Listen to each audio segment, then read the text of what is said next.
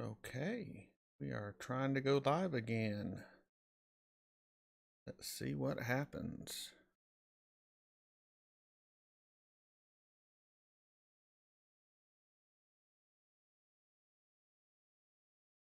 Hope everyone's having a great night.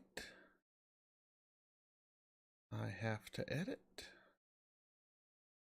And I figured why not have a conversation with some people out there while I do. Everything appears to be working okay. Yes, I think so. All right. Let us edit some Babylon 5. Just double check. All right, everything looks to be good. All right, so I'm going to be editing Babylon 5, Season 2, Episode 21. I've already edited a little bit of this, but not much.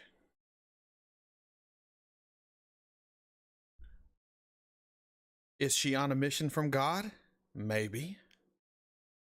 You obviously cannot hear the show, but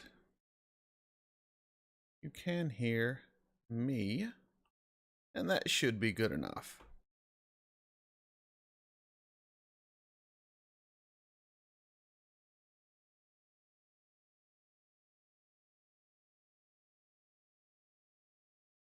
Such a great actor they cast.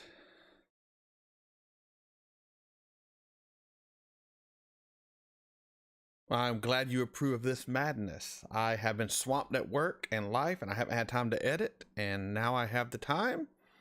And I find it somewhat more motivating to be able to edit while I am live. It keeps me engaged. I have the attention span of an 8-year-old.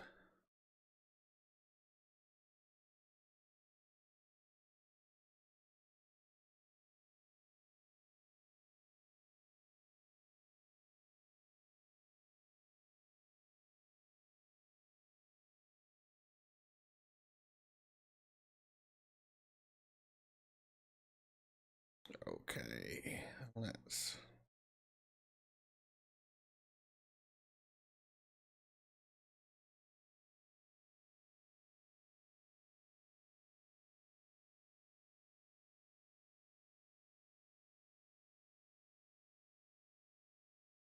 and feel free if you have any questions or comments, concerns, quips, quams, jokes, whatever, just let me know. I'm always looking for a distraction from editing because editing is probably my least favorite part of YouTube, which is also the most important part of YouTube, really, is being a good editor. And I definitely lack a lot of skills.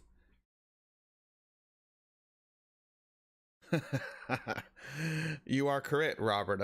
I had to raise my kids' dead tax this year. So it went up from 20% of her candy to 30% of her candy. And let's just say I'm on a bit of a sugar rush right now from Snickers and Kit Kats. But she has to learn, right? The way of the world.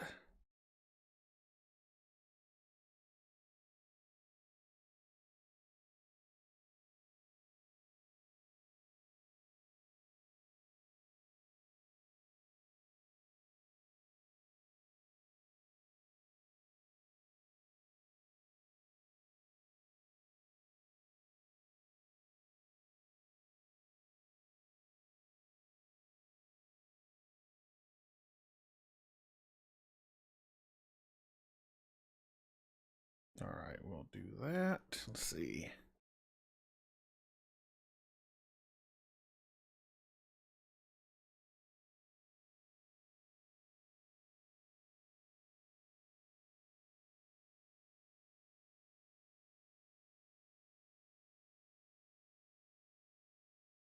I'm having so much fun just rewatching this. It's such a good episode.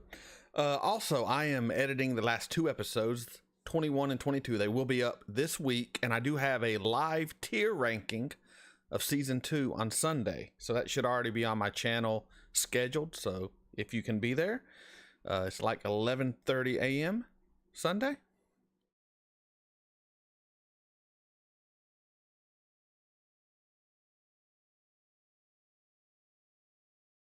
I completely agree about the great actors and performances. Top notch. But that is really a staple for sci-fi, especially during this time period. I mean, the special effects might not have always been the best, but you always knew you were going to have great actors, great writing. Like sci-fi of this time period really was fantastic. And cannot believe I missed this when it first came out because of my hatred. Because I was a Deep Space Nine guy, and I'm not watching no Babylon 5. I follow the Cisco. I don't need Babylon 5. Blinded by my hate.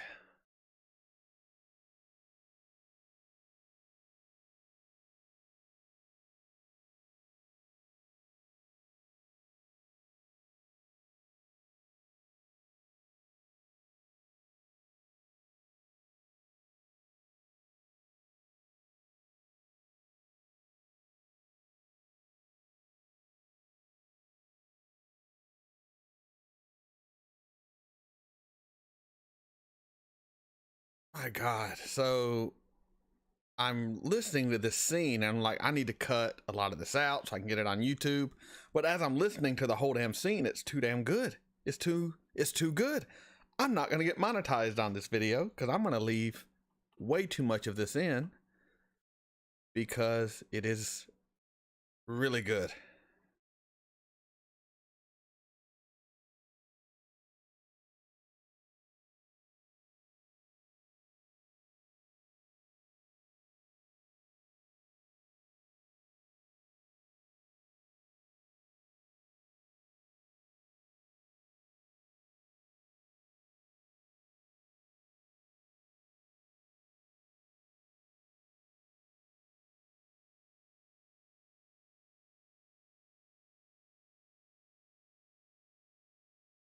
Yeah, so let's leave.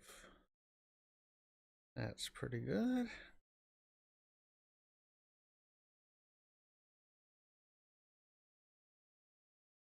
You may die here.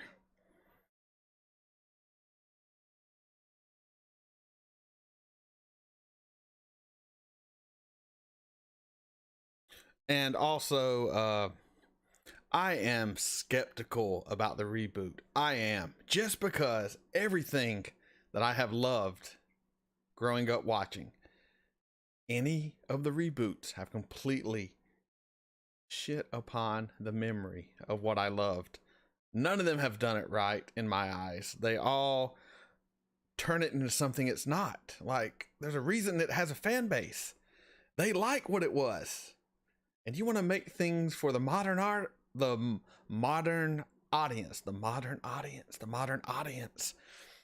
I am living in modern times, right? I am part of the audience. I am the modern audience, and the modern audience wants what it was. Okay?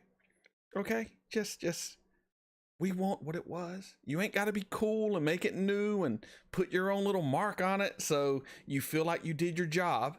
You're like someone in HR who holds a bunch of meetings for no reason just so you can show that they hired you for a good purpose and you're earning your money, but you're ruining everything.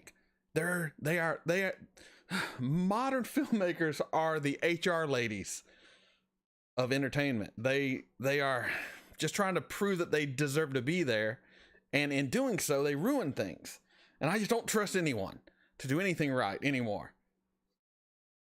Picard really between Picard and Rings of Power, I'm pretty salty with a lot of remakes. Pretty salty.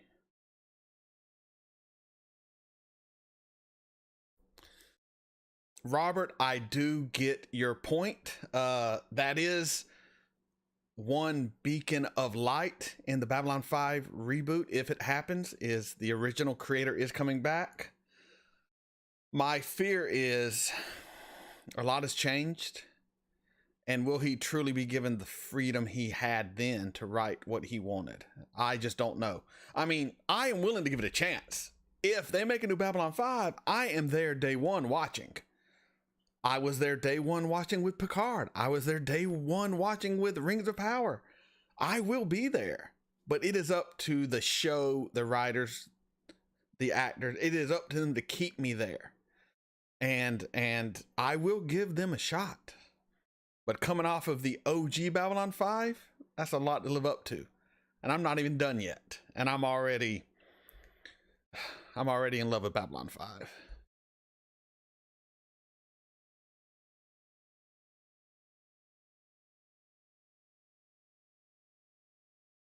I don't want to take what they give me. I want what I want.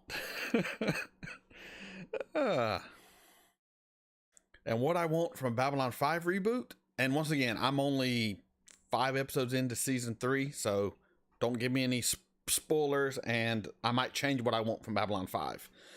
But what I want from Babylon 5 and what I wanted from Picard are completely different things. And, you know, Picard let me down.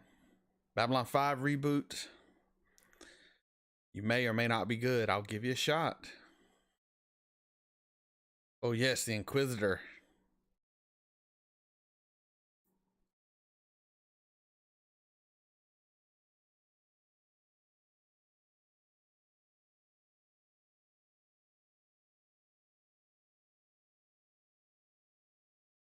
All right, and yeah, we're just gonna throw any chance of when I post this video for it to be monetized by just adding the entire scene, basically. So let's just do it, because it's just such a good scene.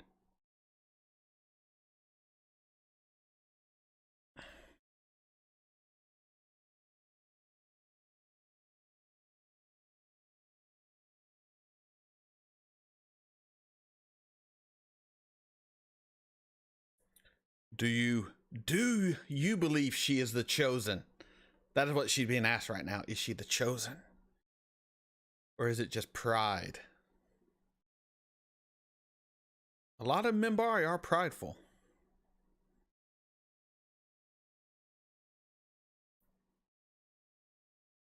Has she ever even considered she might be wrong? I don't think so.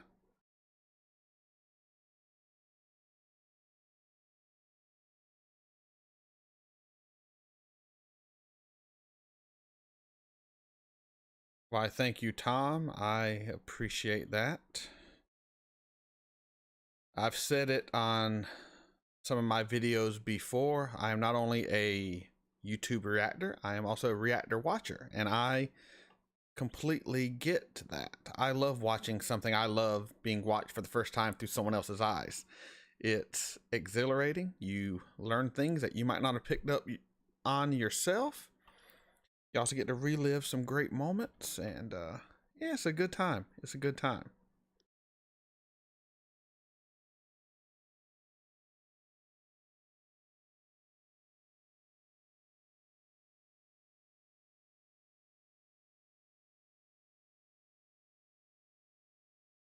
My God, he's good. You're gonna watch me just smile this whole time. Oh,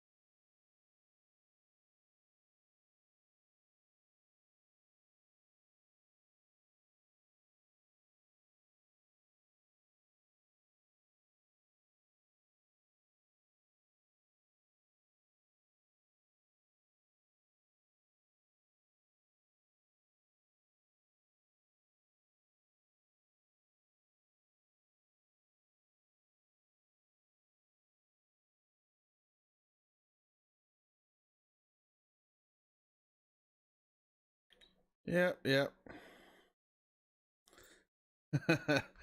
So I have not seen Top Gun 2 yet. It is on my list. I still haven't seen the new Dune movie, which I want to watch. I still haven't seen the Batman movie. There's so many movies that have came out that I want to see. Just haven't had the time. And Top Gun 2 is on that list. I've heard nothing but good things.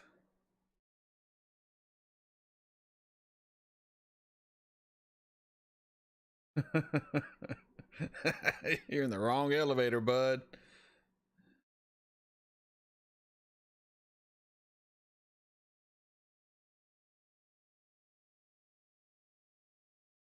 Yes, I am still covering the Blacklist. I will actually be finishing season 2 of the Blacklist this month on Patreon. They will eventually make it to YouTube. I have no time frame though. I have such sporadic times where I can actually edit, and editing a 15-minute video for YouTube takes like 2 to 3 hours, and that's if it doesn't get blocked or sent back and I have to re-edit multiple times. And my Blacklist videos do not get the most views, and I'm gonna post them eventually, but right now I'm kind of just giving priority to shows that are getting a little more traction because I have such limited editing time. If you want to become an editor, let me know, anyone, and you can watch my episodes for free, the unedited versions, as you edit them. I have no money to pay though, but I will give you free videos to watch. Maybe the occasional couple bucks through PayPal once in a while if it works out. But until then, this is a one-man operation, and it shows. Hell, the unbreaded lobster. Graham, that's pretty smart to wait for both, and I guess I've waited this long. I could wait for both.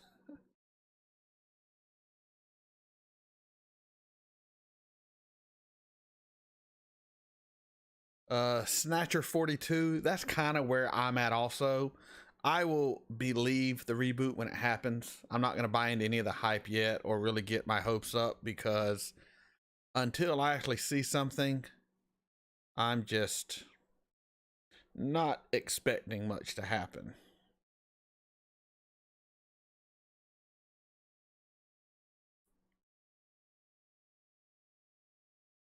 Well, Cosmic Jester, you just making me just making me all smile. Thank you so much for saying that about me and my Babylon 5 reactions. And you like Carl? He's on my shirt right there.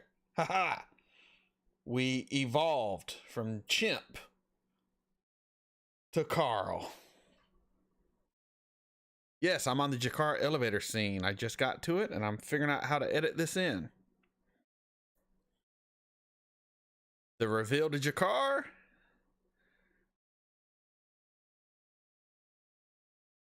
The look. All right. Well, let's.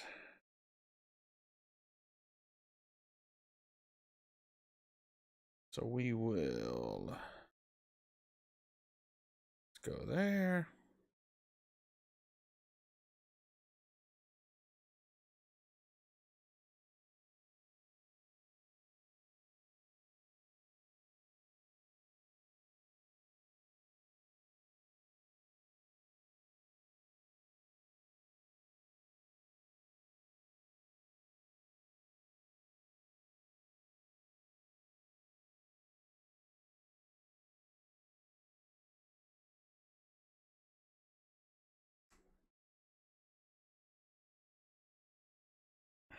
Why, hello there. Yeah. Also, let me know if the audio's good and the video is not lagging or anything. Just let me know below. Never can tell when I'm doing these edits.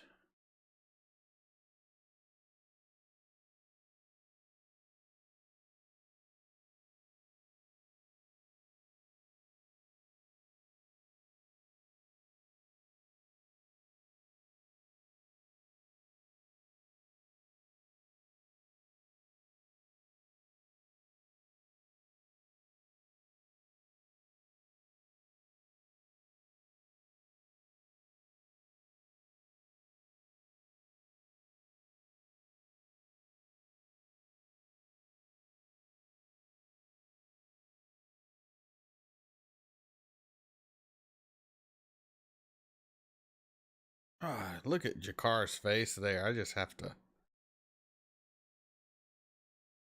All right. Just hide these real quick. Look at that face, everybody. Look at that face.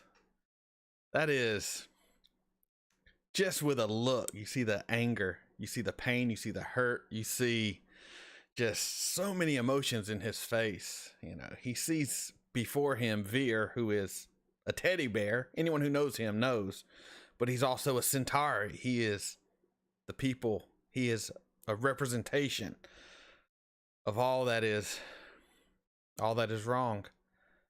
Representation of the people who are devastating your planet once again and enslaving your people.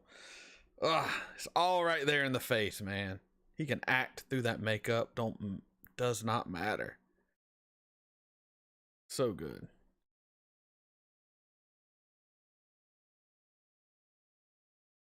You know what? I just have to. I'm just gonna leave it in the way I had it, cause just have to show his face.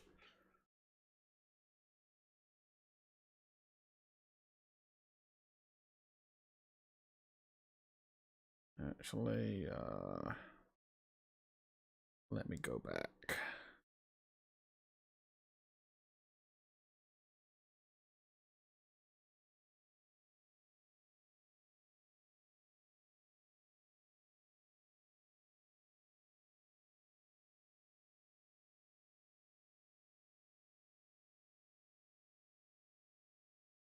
All right, so we'll go there, there, and there.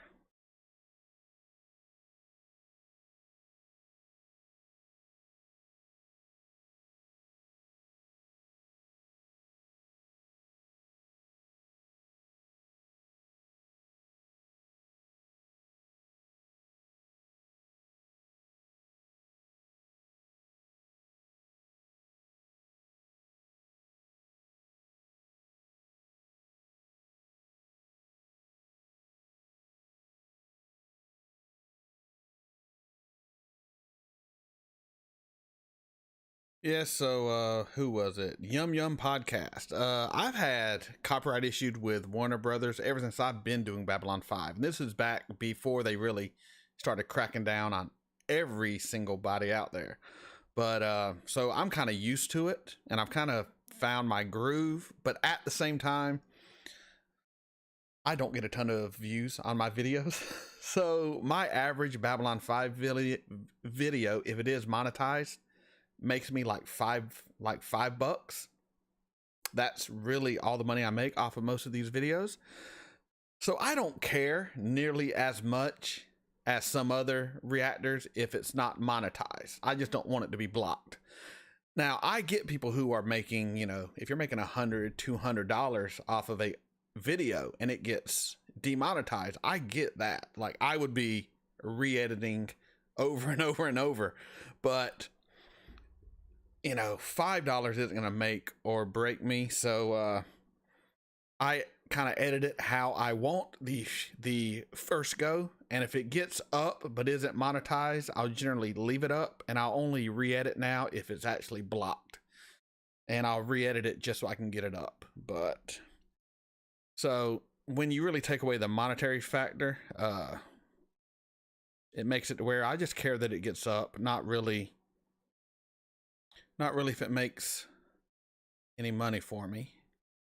If my channel happens to blow up and I start getting 20, 30,000 views a video, that will all change. Do not get me wrong. I am no better than anyone else.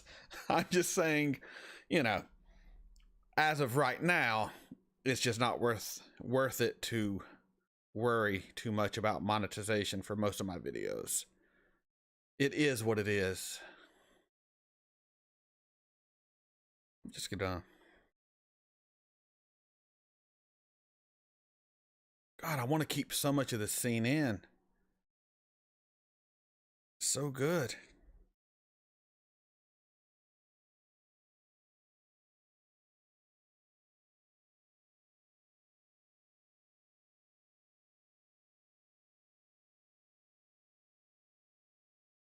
Yeah.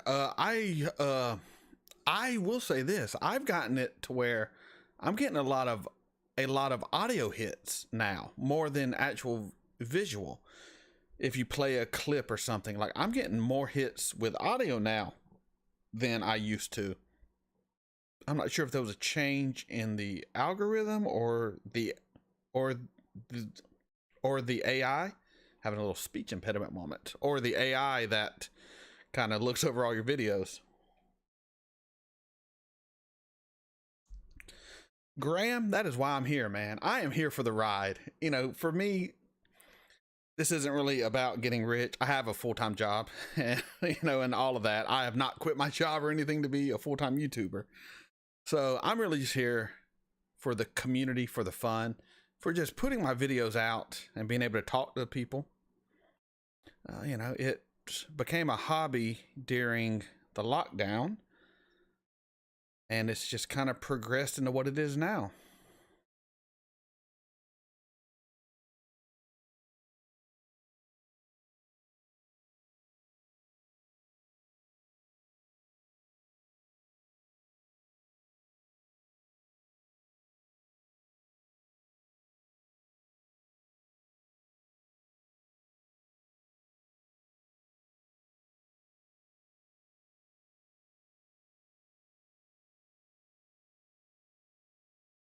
Yeah, my reaction to the new Hellraiser movie, I had to re-edit 4 or 5 times because of audio copyright hits. I finally got it up. Then about 2 weeks later, it got blocked because of audio hits, not visual. It was just all audio from the movie, and I haven't even bothered to put it back up because, you know, I made 18 cents. So I'll just leave it blocked for right now. I'll eventually rework it and get it back up.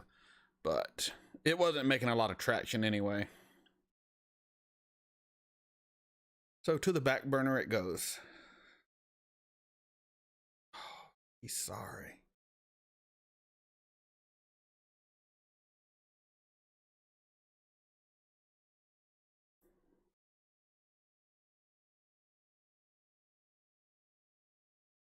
All right, I'm going to risk this live getting taken down here because I think we just all need to hear this.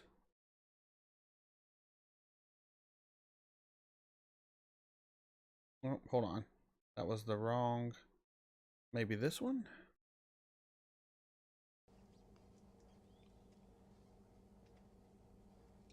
I'm sorry. He's sorry. I wish there was something that I could do, but... And that's it. He is sorry.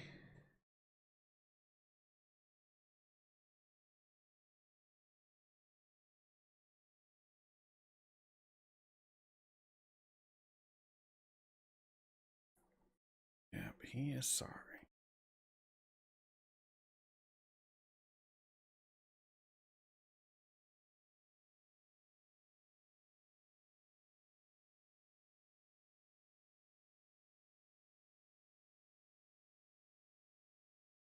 All right, so who do I like better, Londo or G'Kar? So, like I said, I am 4 or 5 episodes into season 3.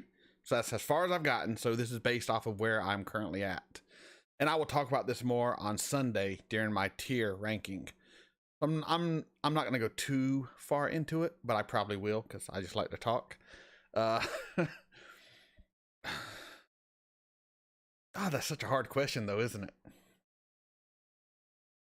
So in season 1, it was Londo, 100%.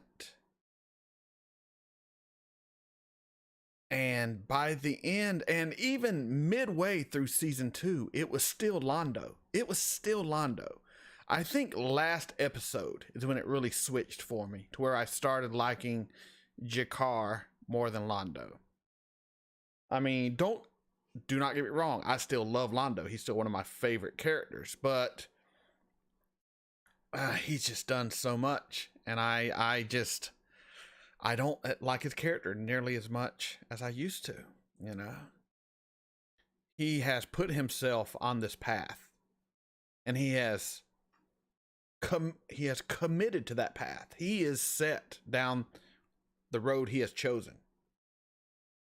And I do not like that road. I do not like that path. And it makes me like him even less. While at the same time, I do love the underdog. And now who is the greatest underdog of all?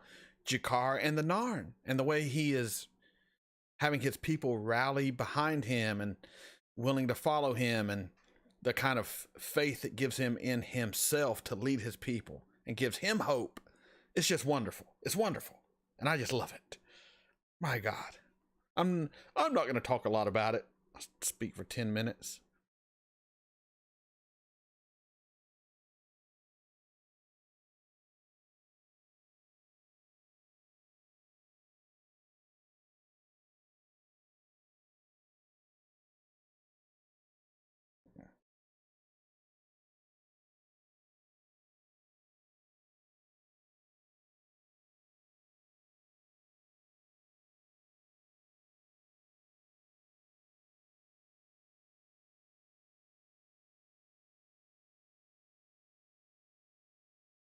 They never do listen, do they?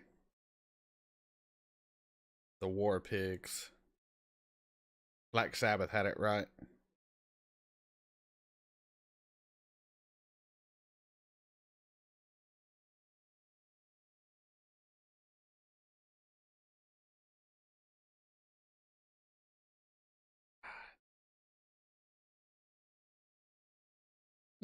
I want to leave this whole damn scene in. I really do.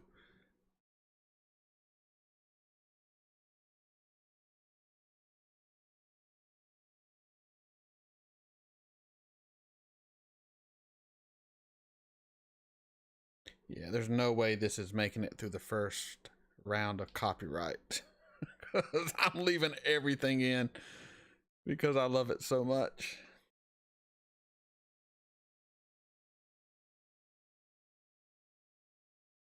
Yes, I am editing the dead scene, and it's coming right up to that part. I'll turn on the audio for it. Hopefully I don't get blocked.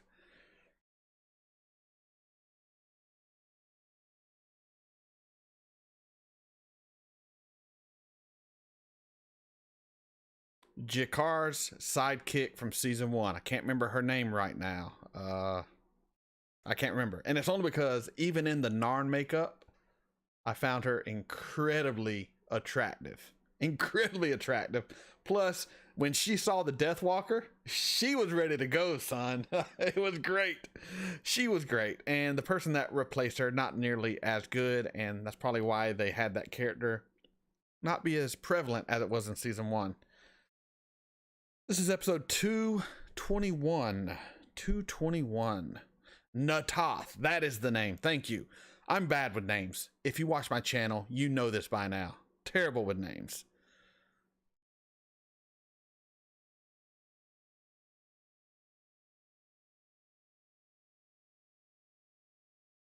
I think I partied way too hard in my youth. Brain cells are not what they used to be. Okay.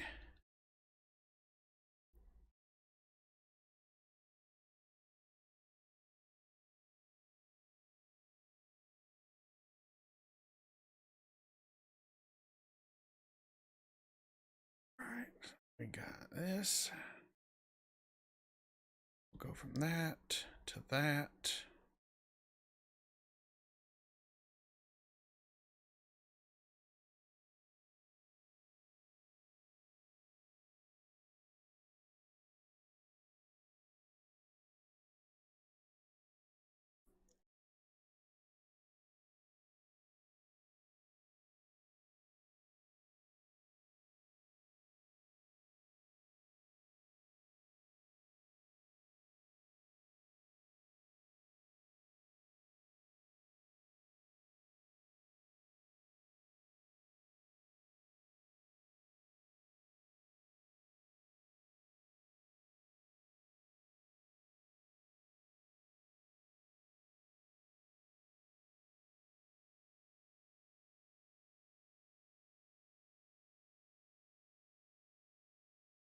God. I'm literally leaving like 90% of this scene in. There's no way it's gonna make it through muster. Like, it's definitely gonna be taken away. But okay, I think I can get away with a 10-second audio clip. Let's find out. I could be wrong, and this stream might die in about 9 seconds. Dead. Dead. Dead. Dead. Dead. Dead. Dead. Dead. Dead. Dead. Dead. Dead. Every drop.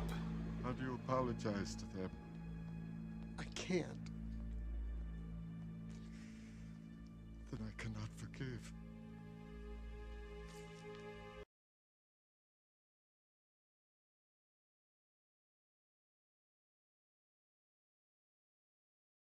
Oh my God, that's such a good scene.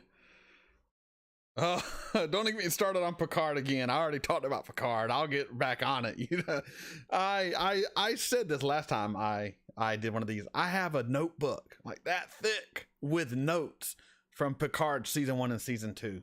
A notebook full of notes. I was gonna make a video. I just don't have the heart to do it.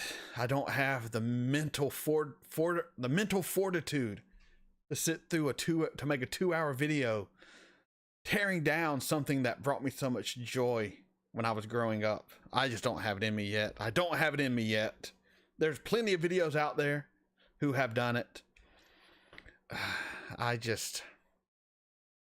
The wound is still too fresh. It's still too fresh. I've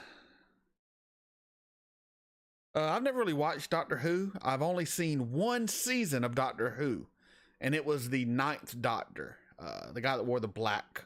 I liked him, so I was like, I'll give Doctor Who a shot. I like this actor. And he did 1 season, and he was gone, and I quit watching. It may eventually be something I react to.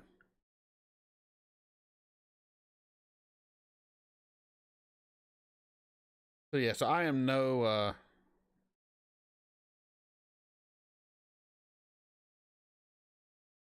expert on Doctor Who.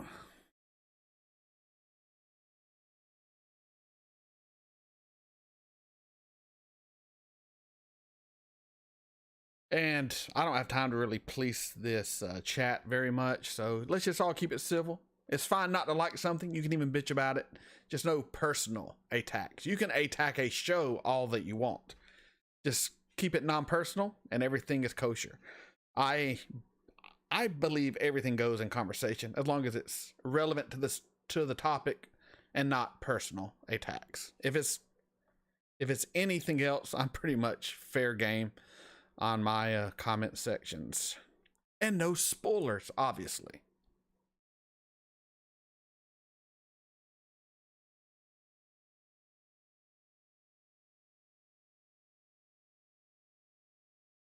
Dead, dead, dead.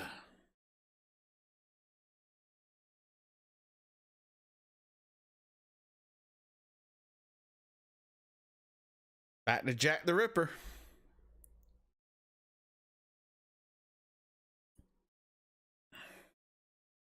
Oh, I do have to show you this. Some of my players, when I used to run various tabletop RPGs, bought me this mug. Tears of my players. They know me well. It was a very thoughtful gift, and I cherish it. So DZ and Jadelyn, if you ever watch this, thank you for the mug. It made it on a video.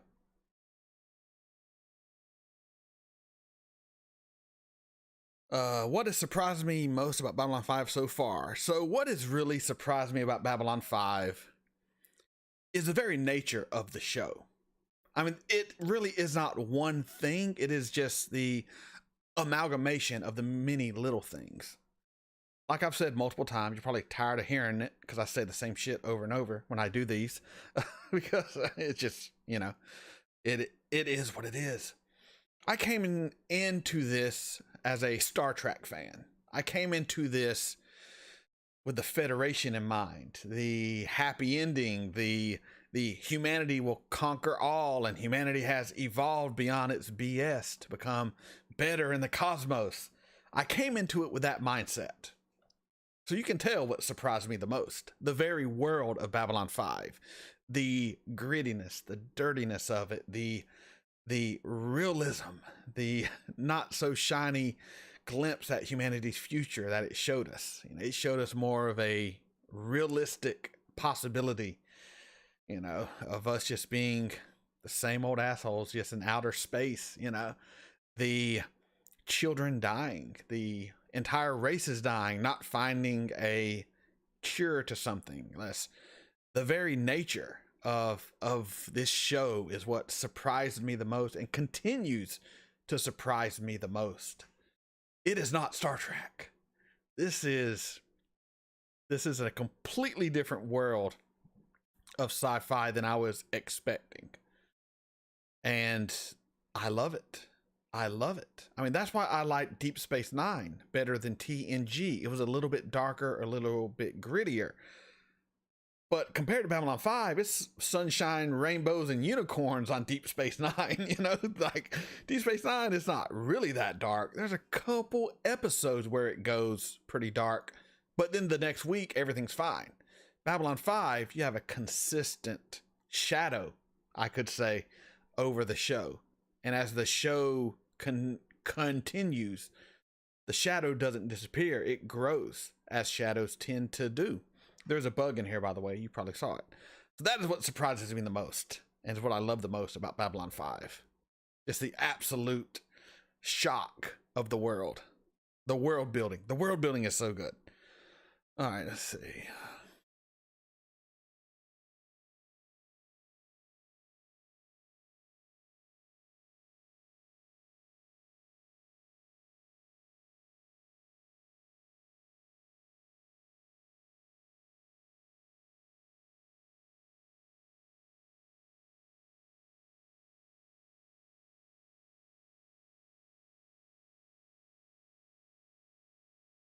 The Expanse.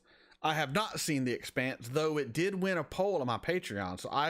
So I will be watching the first episode of The Expanse, the first episode of Stargate SG-1, and the first episode of Farscape, I believe. I will be watching the first episode of those 3 shows. And then from that first episode, I will choose a show to watch the first season of, and we will go from there if I keep it going. So it will be on Patreon soon, at least the first episode. It might win out of the 3. I don't know.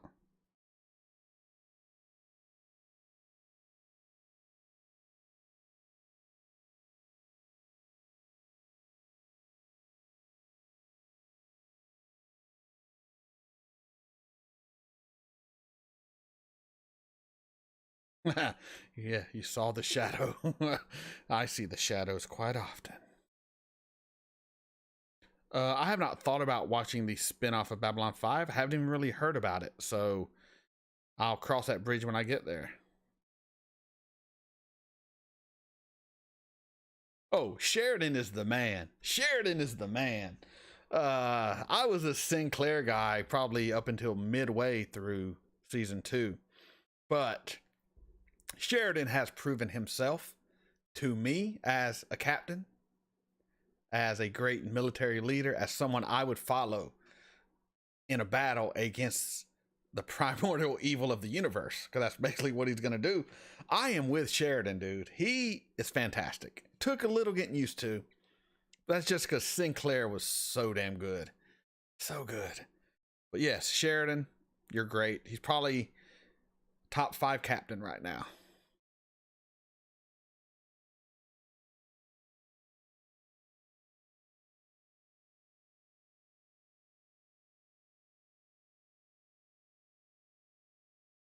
All right. You see, the reason I do these lives is because I hate editing so much, and talking to all of you gives me a reason to not edit. See how that works? I'm acting like I'm doing this because it's for people out there, but it's really for me to procrastinate on my editing. But at least I'm honest with myself.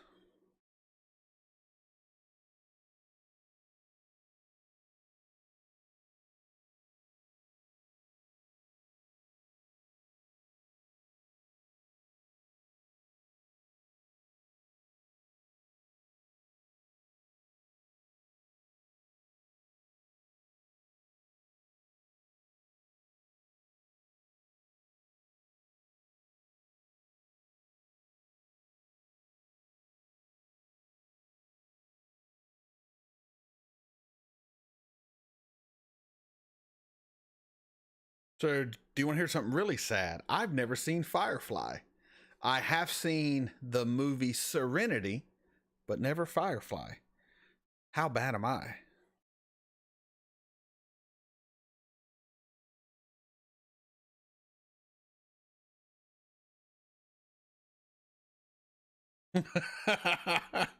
Amos, you and me both, man, right? Like, any reason I can find to hold off editing, I will take. Like Delenn getting tortured.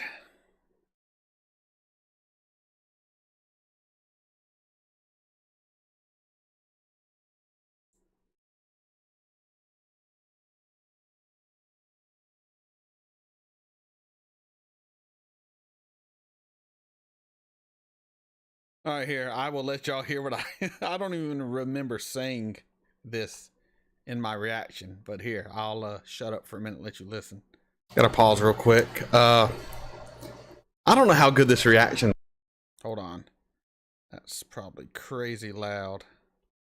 I don't know how good this reaction is gonna be, everybody, because I'm just so caught up in just watching this, and like, it's just dialogue. It's great dialogue and these great character moments. And I don't want to interrupt anything. I'm just into it, man.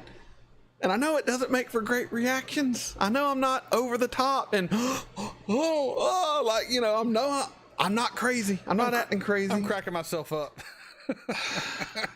I'm acting like someone who's a fan of the damn show, and I want to hear what they say. And I want to see these moments play out with these characters that I absolutely have come to adore. And I love this crazy British 19th century Inquisitioner. All right, that's all you get. That's a little taste.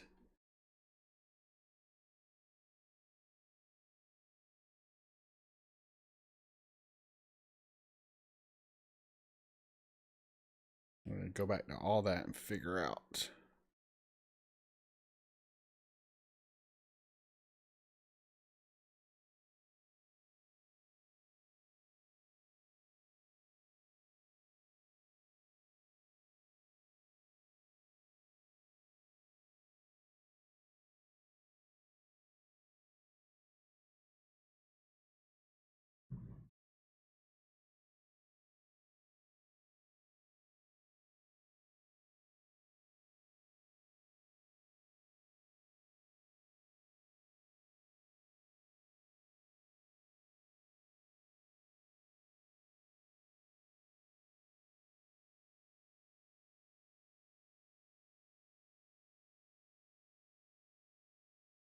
This is a really difficult episode to edit.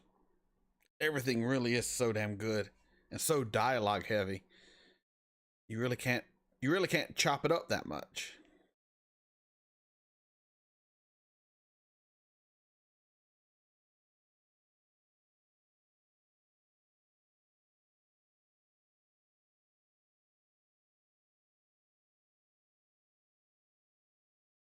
We do all have a destiny, Delenn. How wise of you. See here. Got 22 viewers in here right now. All right. I'm feeling like a professional YouTuber. Well, I should definitely be in bed right now, sir. Yet here I am. Got to have my kid up and ready for school in the morning, but I am here editing.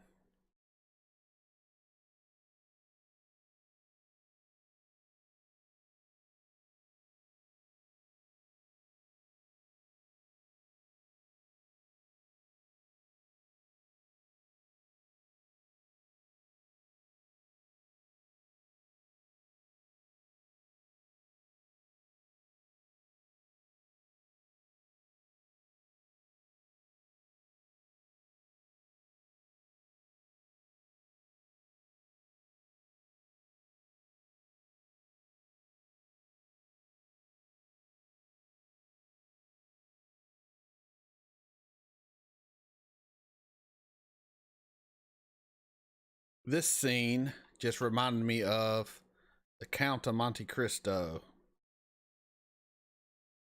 Here we go. I will play it for you.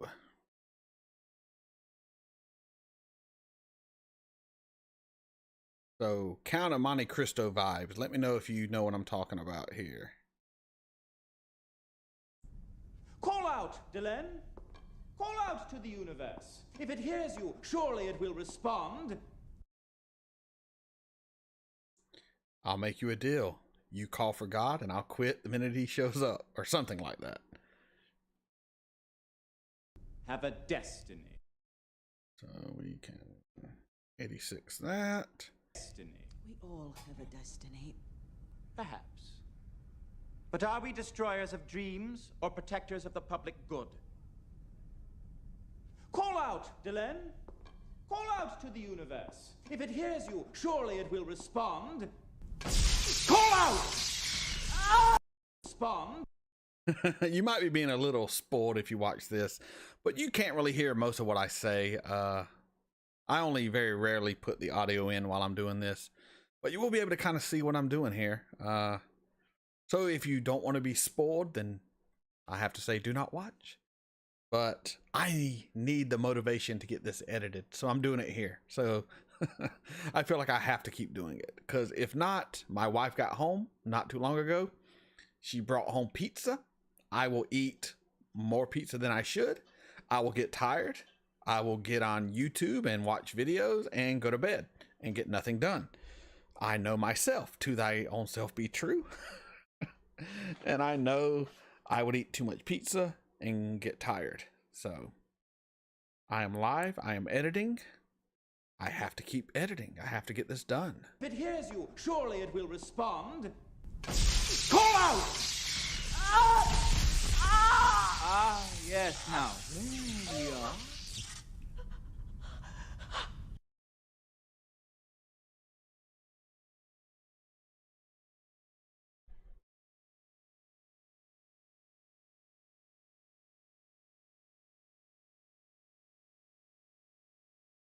All right, we had us a little spam person show up. Let me know if any more spam gets posted, everybody. I will get rid of it. It will respond. Call out! Oh, shit. Let me turn that audio off. That shouldn't have been on all this time. I got to remember to turn that off, or I will get in trouble.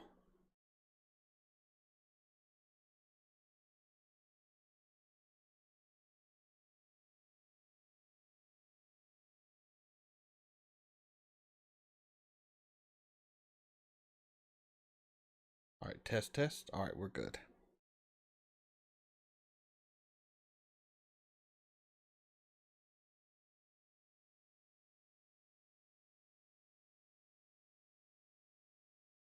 She does play Suffering quite well. It was kind of hard to watch, wasn't it? You might not tell, sir, but I guarantee the AI knows.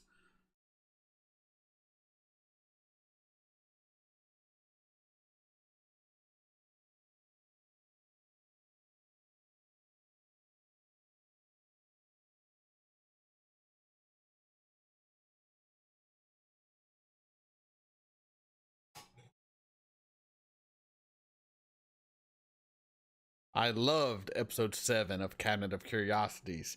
Panos Cosmatos. Cosmantos. I don't know how to say his last name. My favorite modern director. I want him to get a big budget movie and just melt my brain with his psychedelic synth wave, hyper artistic flair for the dramatic. I love it.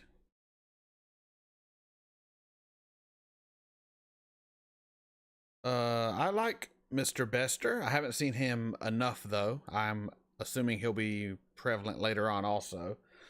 I think Psycor is the biggest threat to the Earth Alliance, maybe the universe. No, they're not the biggest threat to the universe. The Shadow is. And they're probably a bigger threat to the Earth Alliance. But I do think the Psycor is secretly behind the assassination of the president. I think they have sleepers everywhere in every form of government and military, and I think they're just buying their time before they make a move to take over all of the Earth Alliance. They make a pretty good villain.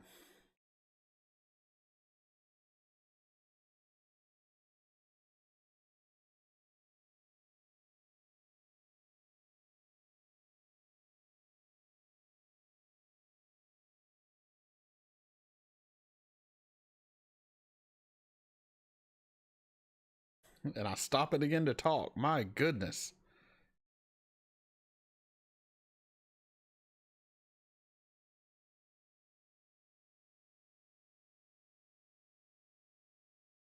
I do not remember stopping to talk this much.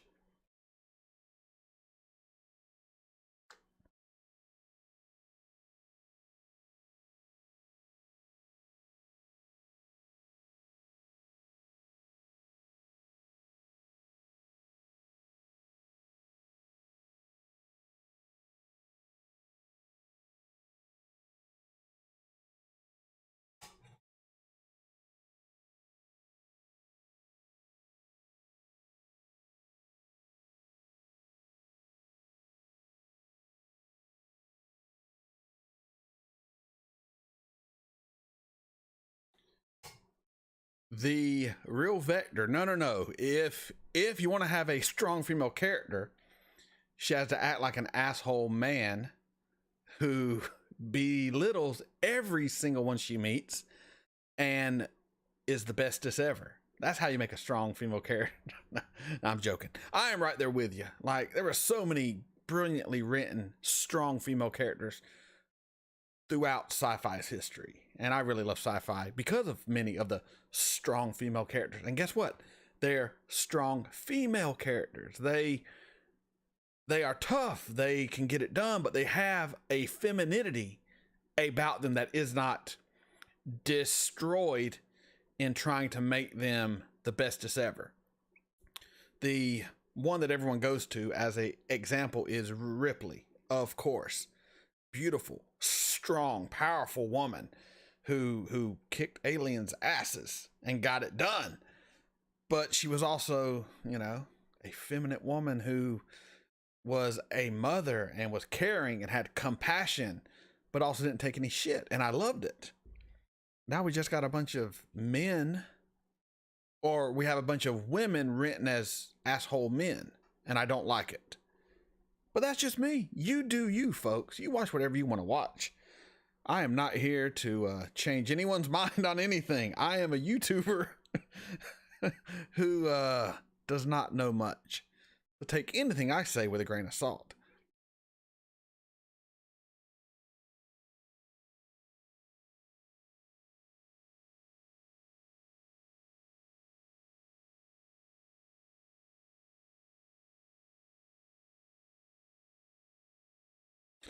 So I am using Wondershare Filmora. I actually have Premiere Pro. I have it. I'm paying for it every month. But when I first got into editing for YouTube, I used Wondershare because it was an easy program for me to learn editing on. And it's what I'm comfortable with. So it's what I'm continuing to use currently. But I do need to eventually actually use Premiere. But here I am, still using Wondershare, Filmora, whatever it's called.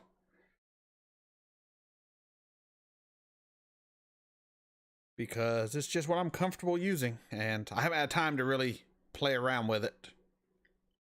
Haven't really had time to play around with Premiere much.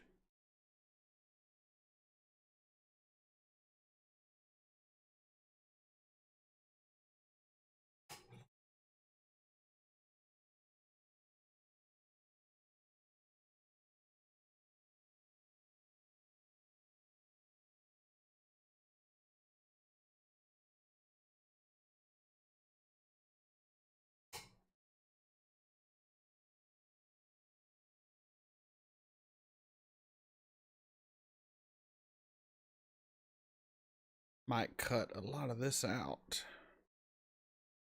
I just ramble for like 2 minutes.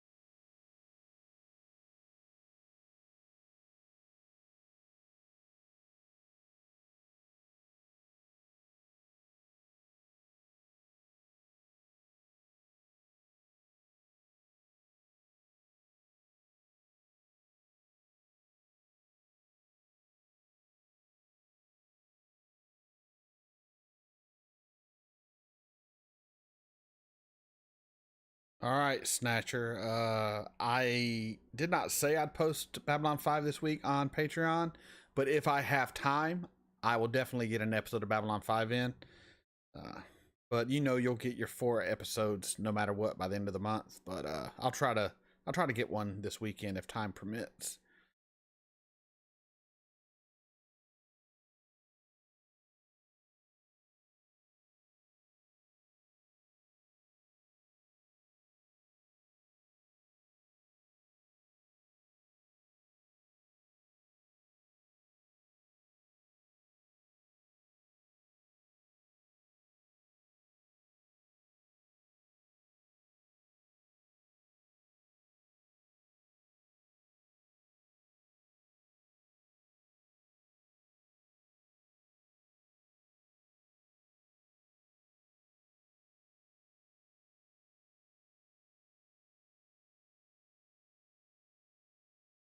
All right, I just like that. I don't know what that even means, but I like it. All right, get you a little audio clip here.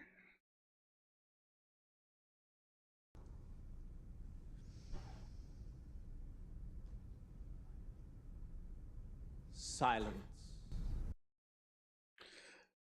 Is that something I should just leave in there? Probably not. Is it something I'm gonna just leave in there because I just like it? You're damn right I am. You're damn right I am.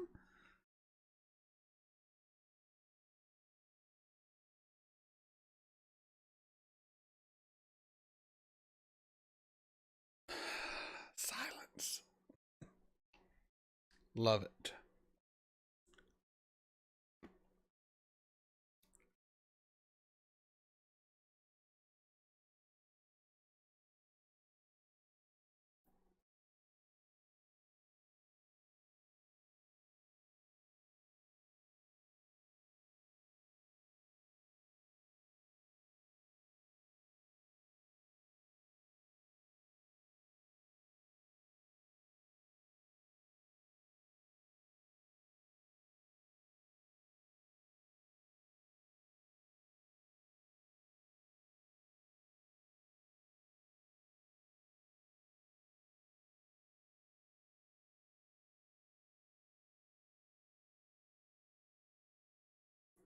All right. I'm going to let you listen to this because this is going to be cut out of what I put on YouTube. So you can watch it here, folks, because it will not make the edit. So let's mute everything else here. We'll turn this on.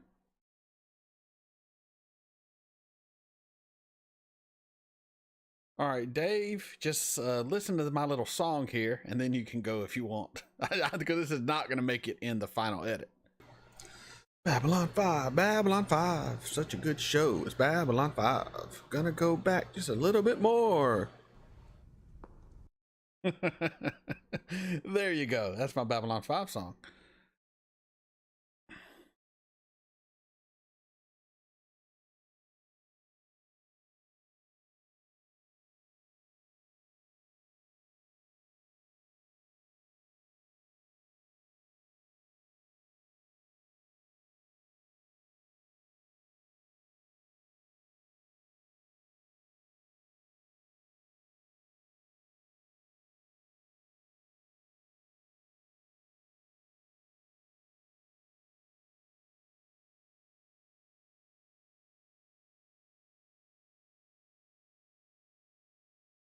Nope, I'm not keeping it. That is just for you here watching this, and anyone who comes back and watches this.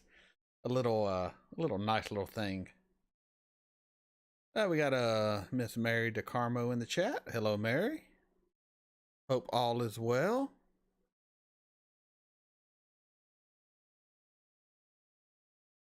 That does remind me, though, if you are here in chat, why don't you go ahead and smash that like button? And if you're not subscribed, go ahead and subscribe. But you probably are subscribed, so just smash the like button. That's what they all say, right? Smash the like button.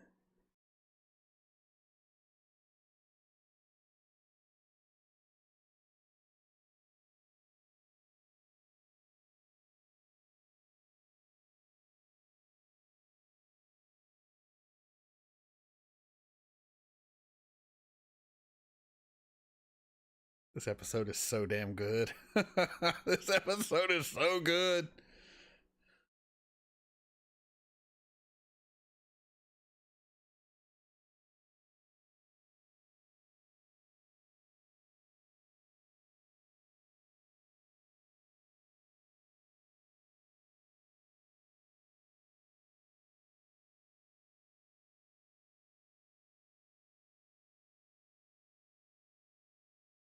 Oh, I got some crazy things that make it on my Patreon edit because I just put the whole thing up.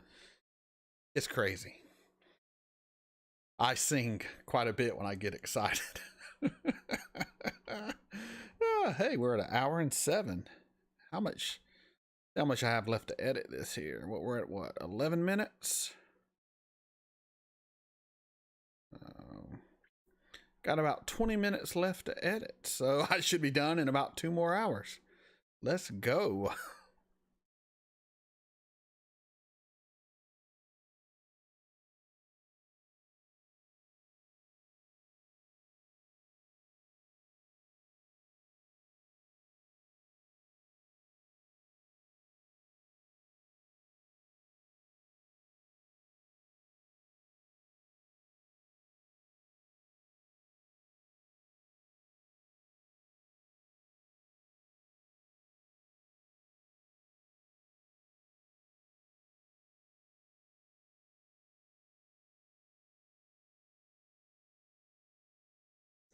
Never. She's never considered she's wrong. But she has. Oh, look at that. She has humility.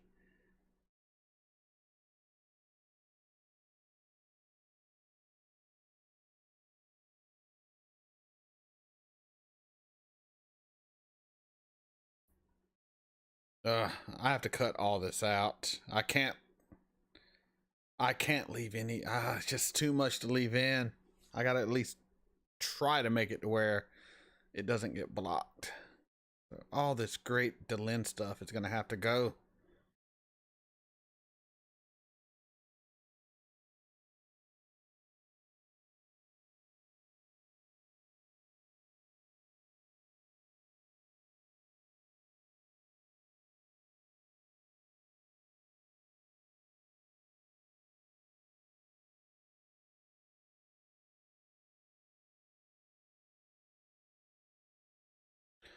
Python coding. I dabble in Oracle a little bit. I've messed with Python very minimally. It's not really, I'm not designed for coding, though I do dabble for my job from time to time.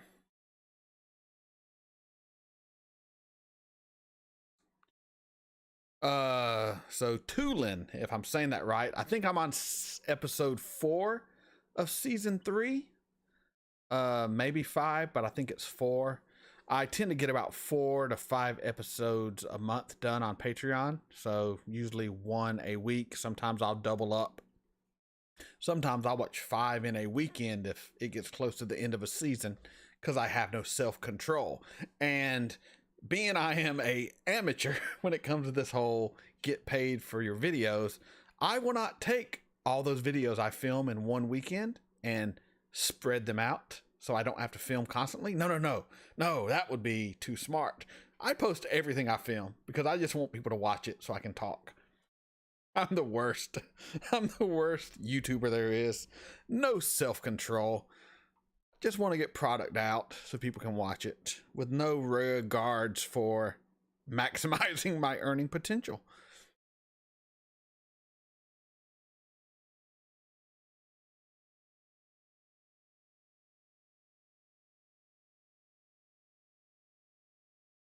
The season 3 intro's fine. I think Ivanova does the voiceover now, right? I mean, it's fine. I try not to pay too much attention to the intros because I just don't want to see things that might not have happened yet, and I really don't know what's what. So usually during the intro, I'm just talking to the camera and drinking my drink and doing whatever. But from what I remember of it, it's fine, you know. The big thing that stands out is Ivanova does the voiceover, which I like.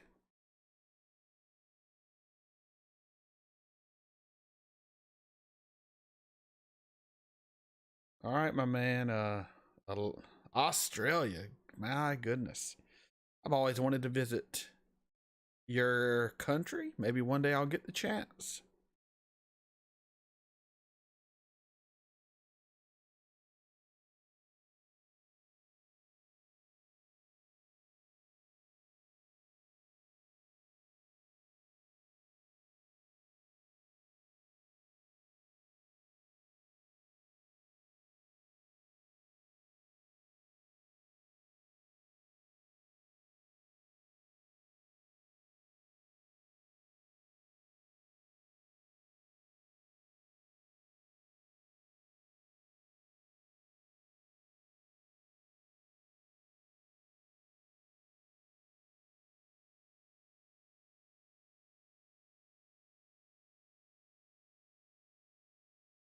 Oh yeah, last place. It failed. That is a good line in the intro.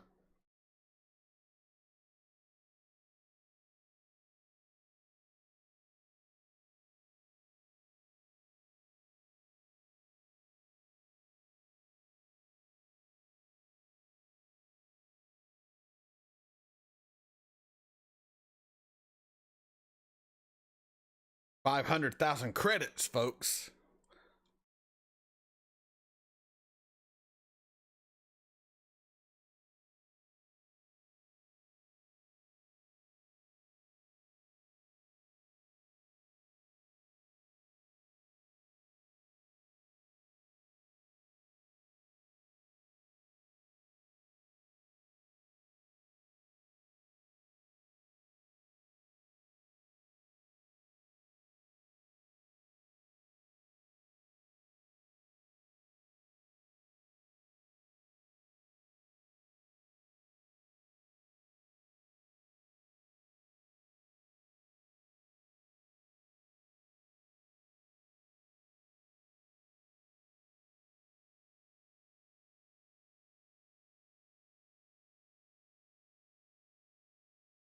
Yeah, nothing ever fails in Star Trek. It all works out in the end. Yay, Federation.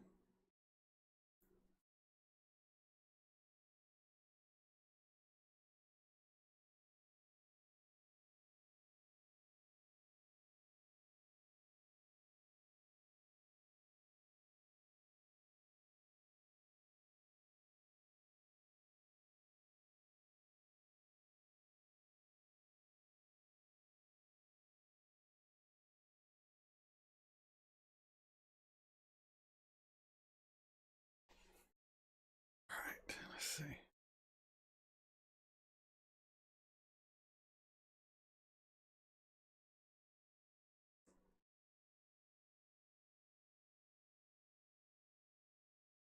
You are stepping up to the wrong man, son. Talking to Jakar like he ain't gonna keep his word.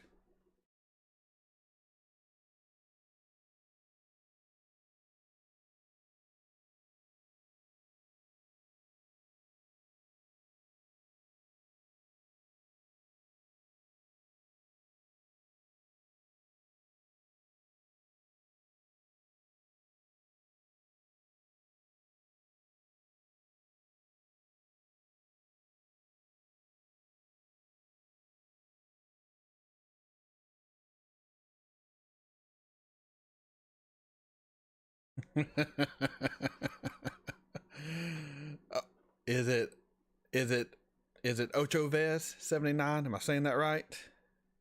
You and me both, man. Star Trek's The Federation's my dream. My life in Babylon.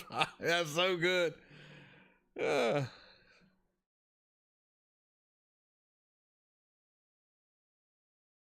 Uh, yes, it is some of the best writing and character development I have seen. It really is fantastic. I mean, Londo was such a fun loving guy, but you even got to see in the early episodes of season 1 and season 2 that Londo longed for the greatness of the Great Centauri Republic. He wanted, in his mind, he thought he wanted to be back on a ship and watching the enemies of the Empire fall and the great Empire expanding out like it was.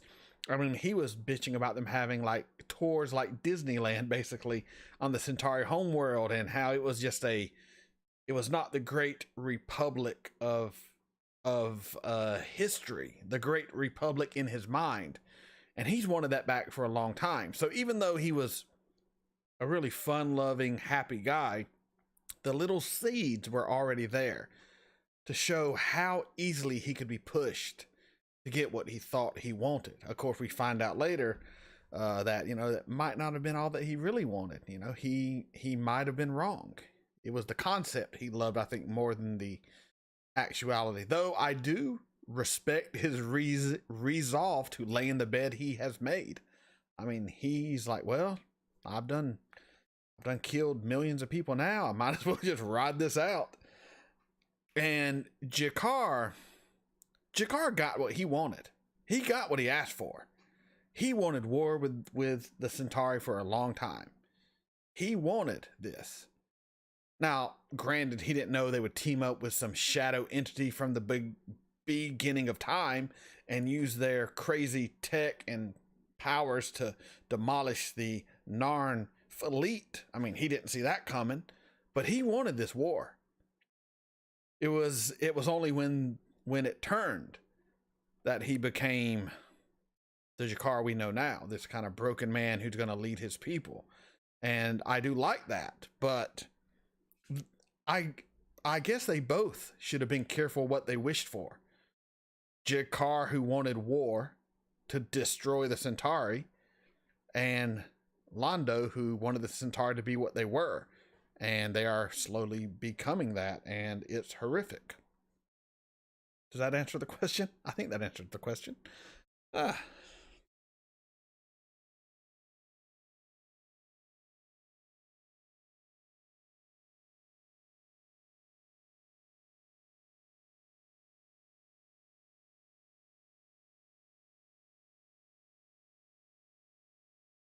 Yep, back in the pilot. I do remember that. Yeah, that's what I was talking about.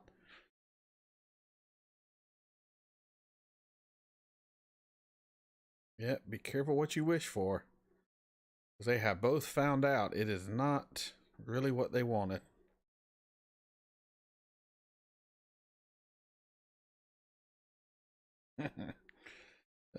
Kosh.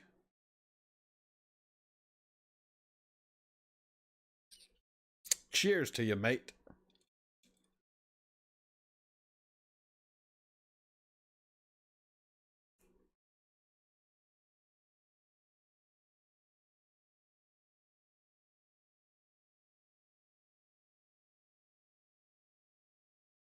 A human monkey paw. That is a great analogy. I love the tale of the monkey paw. I recently told a version of it to my daughter, just kind of made up off the top of my head of what I remembered, and it kind of freaked her out a little bit. I told her I'm going to buy a monkey's paw. I told her that I found one. She said, "Dad, you cannot bring that you cannot bring that into the house. It will curse us all."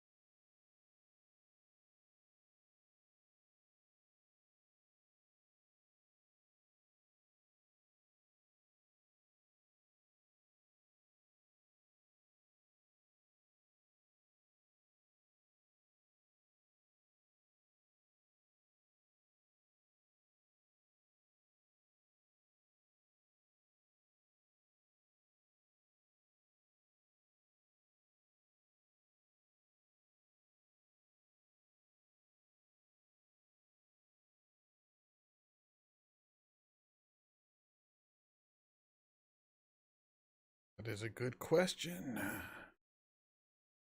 Sorry, just talking to myself here, watching this episode.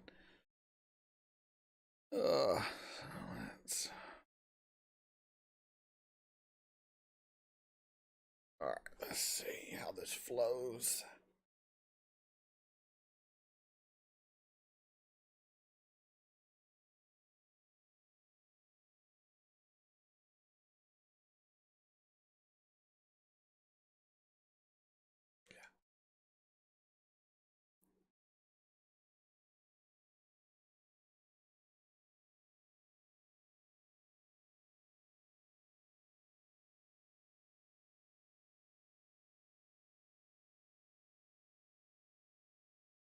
We absolutely love Sheridan. How could we not?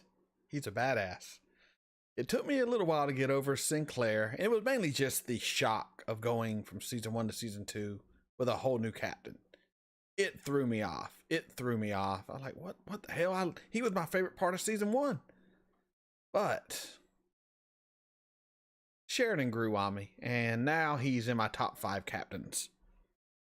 Picard is no longer in my top 5 captains. Never thought I would say that in my entire life.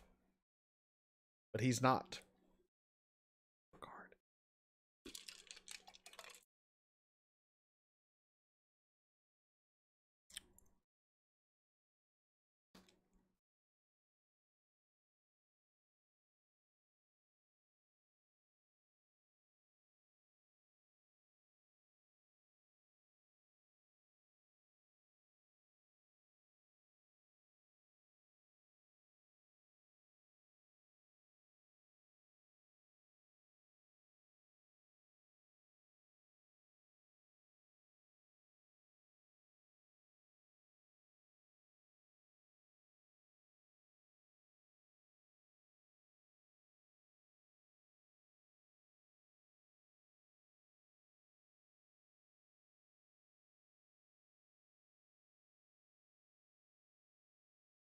We'll just leave that whole clip in there. Let's see. Makes sense. Pretty good.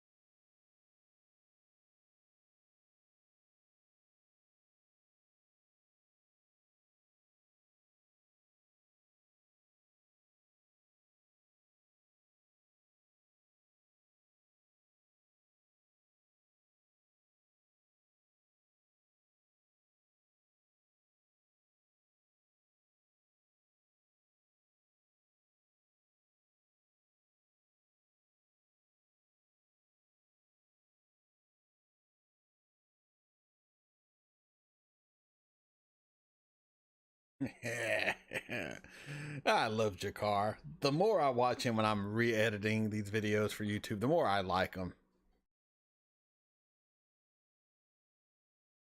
He really blossoms in times of crisis.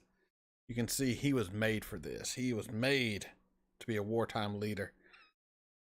Just sucks that his homeworld had to be decimated for him to be able to shine.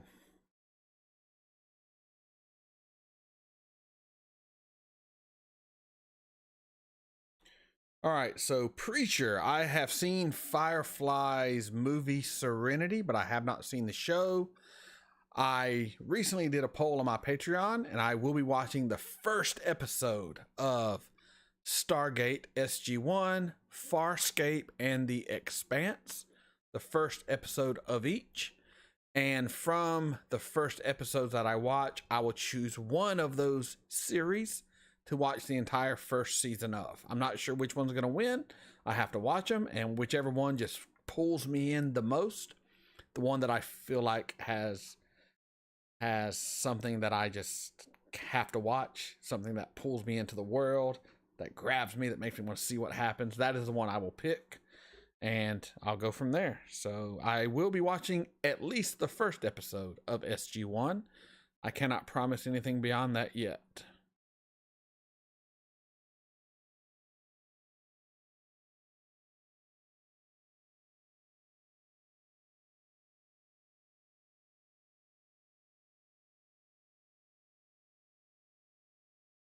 Yes, I have seen the Stargate movie with Kurt Russell and James Spader, the alien who has a spaceship that looks like a pyramid and uses slaves from our world to harvest some sort of mineral. Yes, I have seen the Stargate movie, though it has been many, many, many, many years.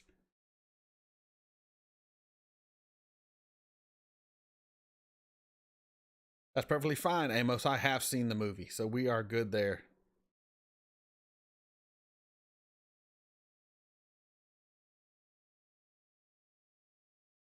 Oh, Ochavez 79. All right, let's have a discussion there. So Stewart is playing Picard as he should, an old captain. I have no problem with him being a old captain. I really don't.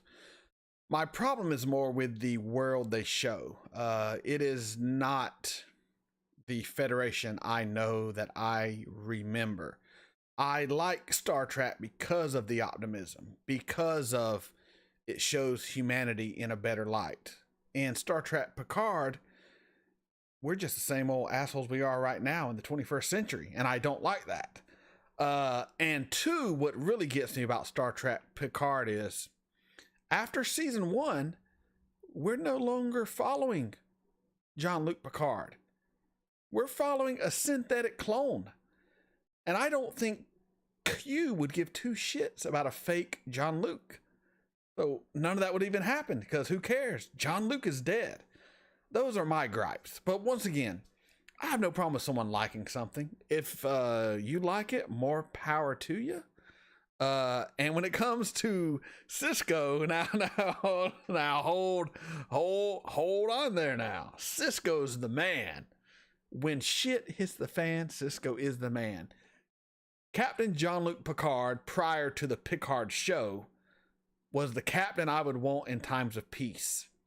In times of war, I want Captain Benjamin M.F. and Sisko. That's who I want, because he will get it done. He will lie, he will cheat, he will sacrifice his self-respect. He will do whatever he can to win a war. He will shoot photon torpedoes into the atmosphere carrying some sort of chemical to drive the Marquis off of a planet.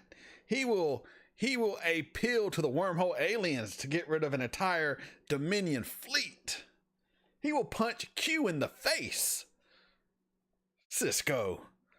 Maybe he's not the greatest tactician. I don't know. But I do know, when shit hits the fan, Sisko is the man, and no one can talk me out of that. No one. I love Benjamin Sisko. My God. But, Benjamin, MF, and Sisko.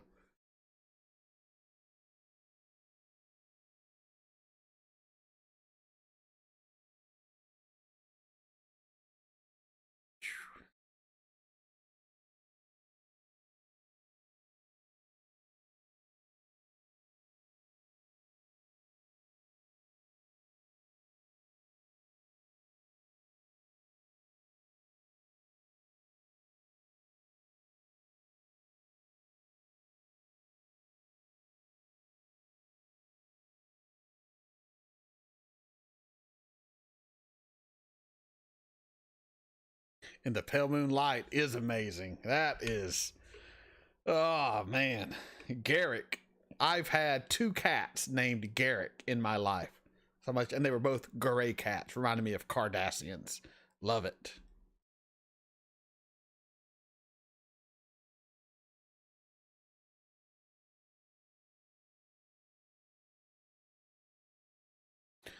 No, I just think Q just didn't really care about picking on Sisko. He was really there to mess with Vaj. Is her name Vaj? I think it's Vaj. he was really there to mess with her, and Cisco was just a distraction while he was there. I just think, it's just not as much fun messing with Cisco because he punched him, which Q obviously didn't need to get hit. He could have dodged it. He could have made it not happen. I just think he was just wasting time, and Cisco just isn't someone he would value to mess around with. Maybe it's because he knows of his heritage, and he's like, if I mess with him too much, maybe the wormhole aliens will get involved. Though I think Q is probably more powerful than the wormhole aliens. But of course, after Picard season 2, maybe he's not, because he just died because no one loves him, even though he has a wife and a kid.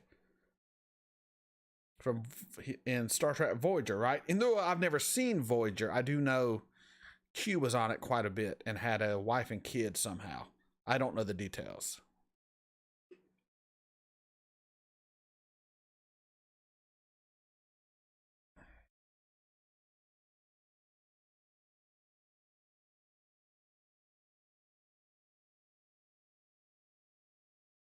Oh yes, Garrick is a wonderful name for a cat.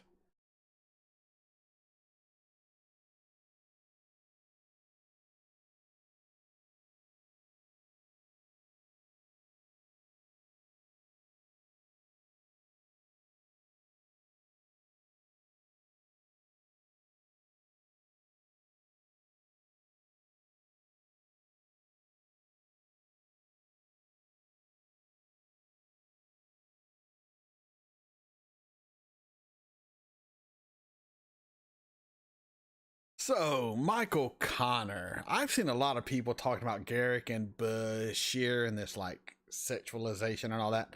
I never got that vibe, honestly.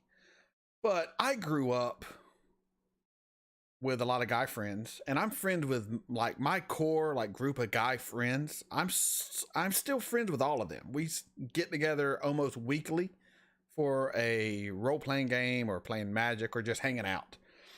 And there is a bond that I don't know if everyone does this or if it's just men or just women, or I don't know how it works, but I do know I have a very strong bond with these men, and there's nothing sexual there. Like, we've never like even thought about anything like that, but I would die for these men. I would kill for these men. You know what I'm saying? Like, we are like brothers, and it is a bond that was forged through growing up as a teenager in the 90s and walking down roads because you're bored, and going into the woods in the country and just hitting shit with a sword, and having to eat food at each other's house because we didn't have food at one of us wouldn't have food, so we'd go to someone else's house and eat because we were all pretty poor.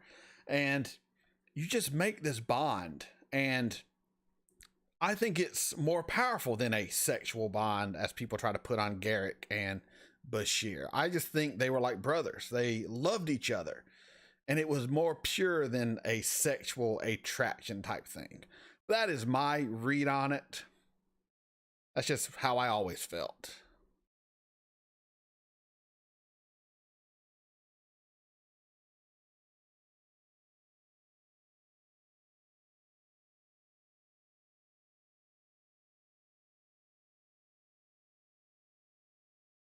Yeah, and I know they said they played it like that, but I wonder how much of that is real and how much of that is just placating to the amount of fans who want that to be the case. I really don't know, because they never mentioned any of that when it was actually on the air or when they were doing interviews prior to the big fan uproar for they should have been a couple and shipping them together. But maybe they did. Maybe they did. I just never picked up on it. And I'm pretty good at picking up things of that nature.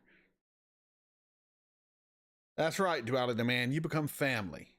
A bond closer than any bond you could have with someone you're just sexually interested in. Like, there is a stronger bond among men than a sexual one. Way stronger. It's people you've been in battle with, man. And maybe not on a true battlefield, but the battle of life. I'm getting all philosophical here. The battle of life, my friends. Our friendship was forged in the fires of being poor in the South. Sleeping on each other's floors, eating scraps. It was the good days. It was the rough days.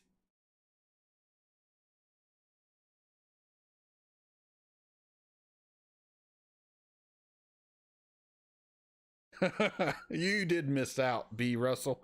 I actually broke a friend of mine's sword trying to chop down a tree. I also used to make homemade napalm and burn stuff in the woods, and yeah, we had crazy times. Talia and Ivanova, yeah, that I picked up on. That I picked up on 110%. A blind man could have picked up on that. My goodness, the sexual tension, you could cut it with a knife.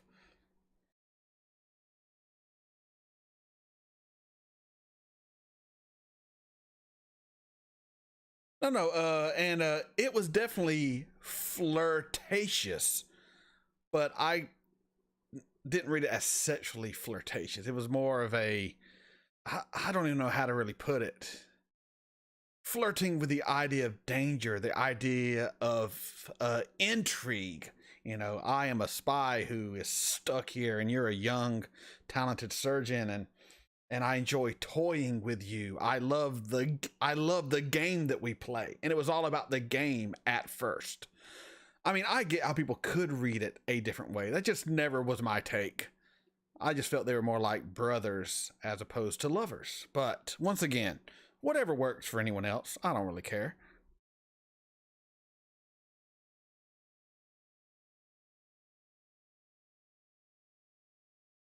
And yes, I am coming from a position of never being in a romantic relationship with a man. But like I said, I have been and I am in multiple relationships that are, I believe, stronger than any romantic relationship could be with men. We are brothers. We had our bonds forged in adolescence, and to this day we hang out, and you know, it's family. It's family. But once again, it's fine if you take it the other way. I don't really care.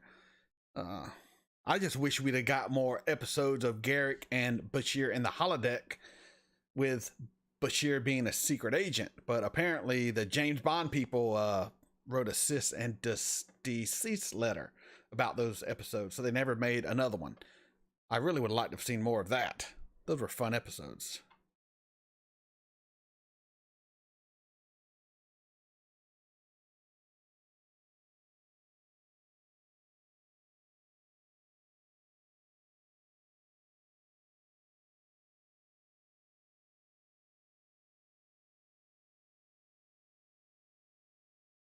Now, I definitely will say this. I would have never put it past Garrick to do something he needed to do with Bashir if it was part of a mission. Would he have been romantic with Bashir to get information from him or something like that? Yeah. Yeah, but Garrick doesn't care. Garrick does whatever Garrick needs to do. So, he might have just been laying it out there just in case he ever needed to make a move. He'd have sort of a foundation already built. And you can tell I'm kind of stuttering a little. I'm getting a little excited. When I get excited, I tend to stutter. I do have a bit of a speech impediment, but bear with me, folks. I'll try to calm down a little. I get worked up like Bashir and Garrick sitting at Quarks.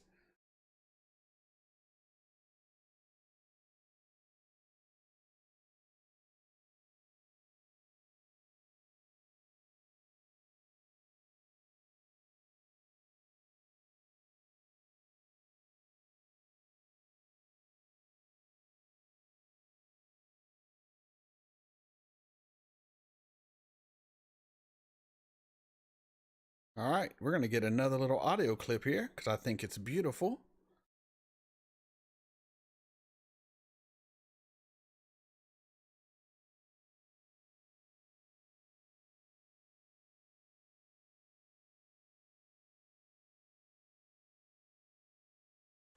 Oh, I have never had a problem thinking like a Cardassian, let me tell you.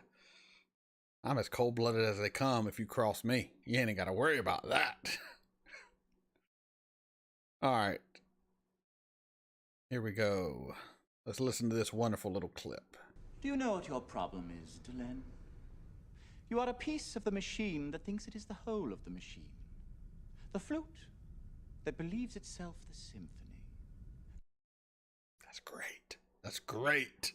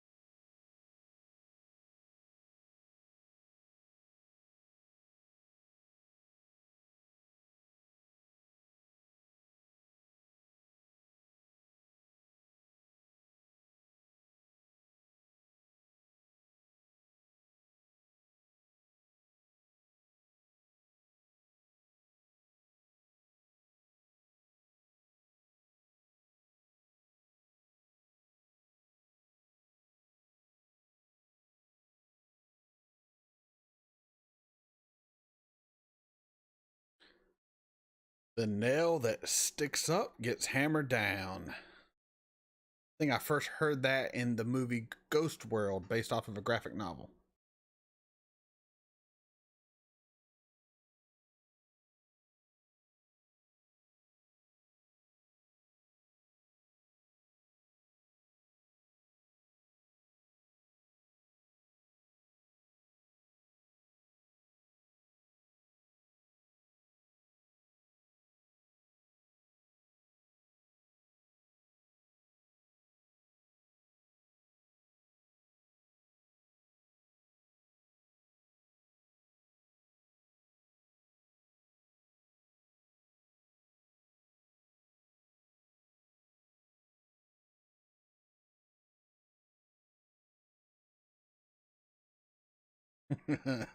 This dude is such an asshole. I love it.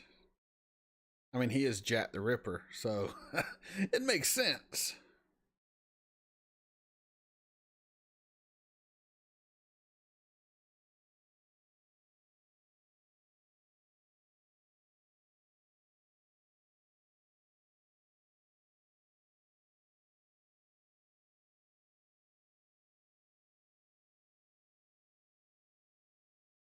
Yes, that is the Ghost World movie I am talking about. It was fantastic. I saw that in like, what, 94, 95, 96? Whenever it came out. I don't remember. Time just kind of blurs the older I get. It could have been the early 2000s. I don't know. Yes, it was a fantastic movie. And Scarlett Johansson, so young. Like, who would have thought she would become the mega superstar that she became?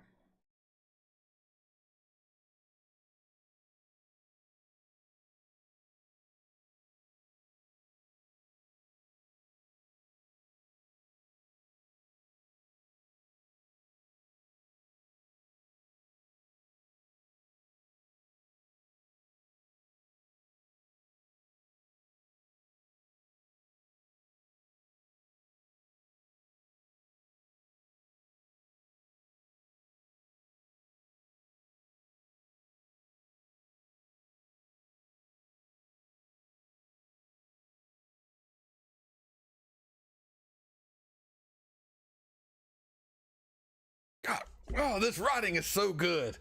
Oh, Jesus. How am I supposed to edit this down? How am I supposed to edit this down? It's all too good. It's all too good. Oh, oh my goodness.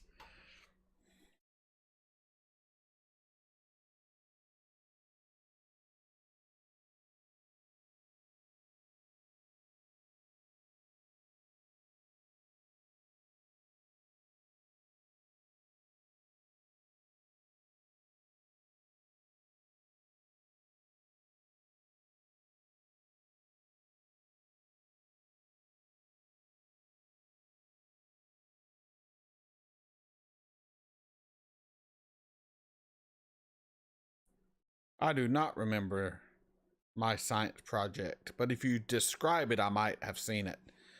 Once again, terrible with names.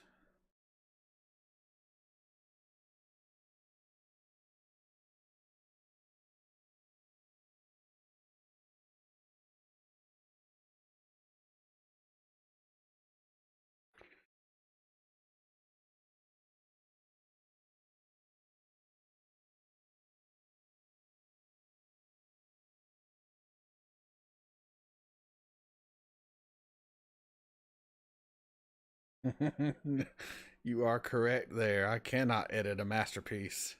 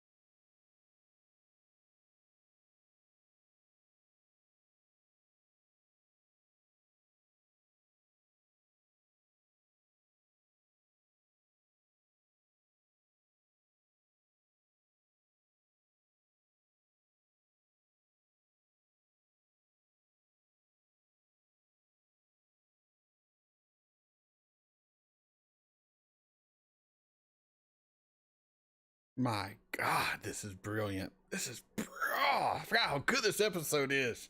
The dialogue, oh my God.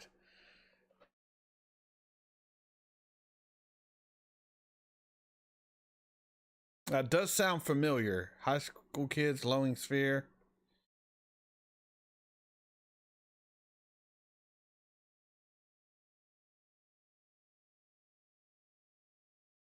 I have seen that, yes. I don't remember much about it at all, but I do remember I have seen it.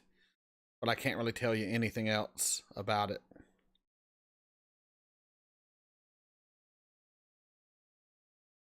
Let's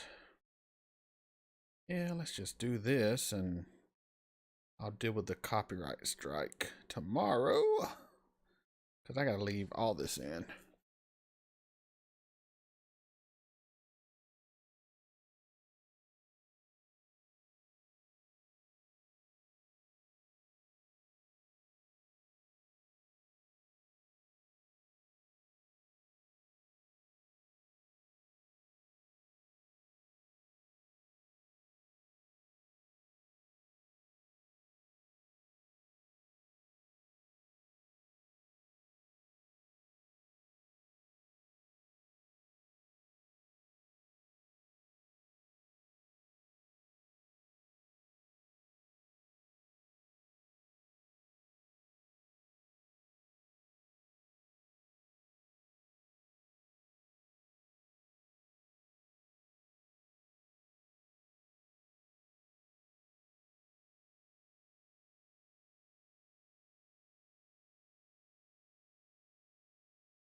And yeah, we'll just leave that whole scene in there, won't we? Just do a full screen of the Ripper being an ass.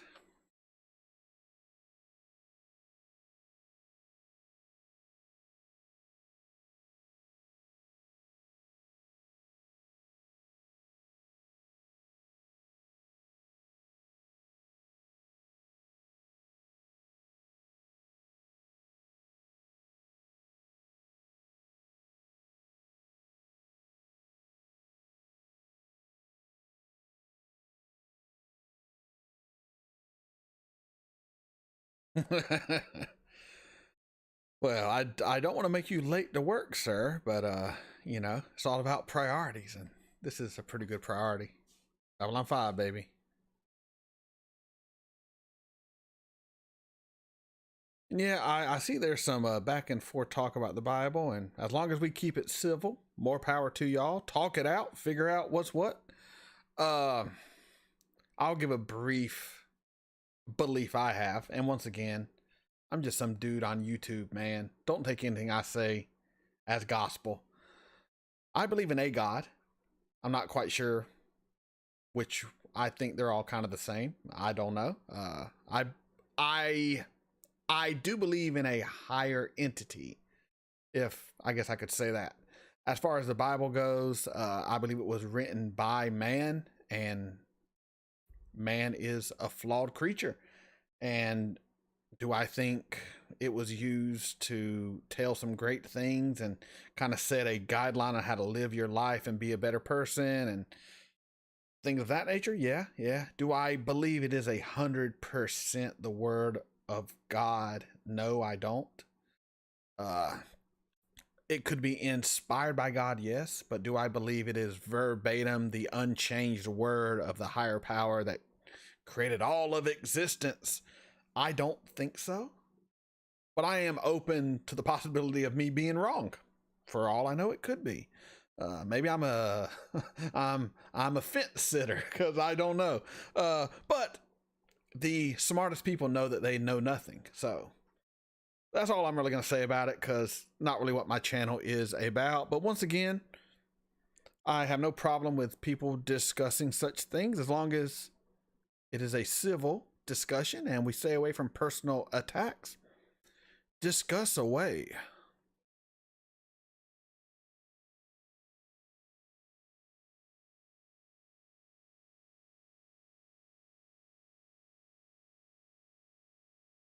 And I did love Weird Science, yes. Great Maker, why did you give us a sexual appendage that looks like a leech? Great Maker.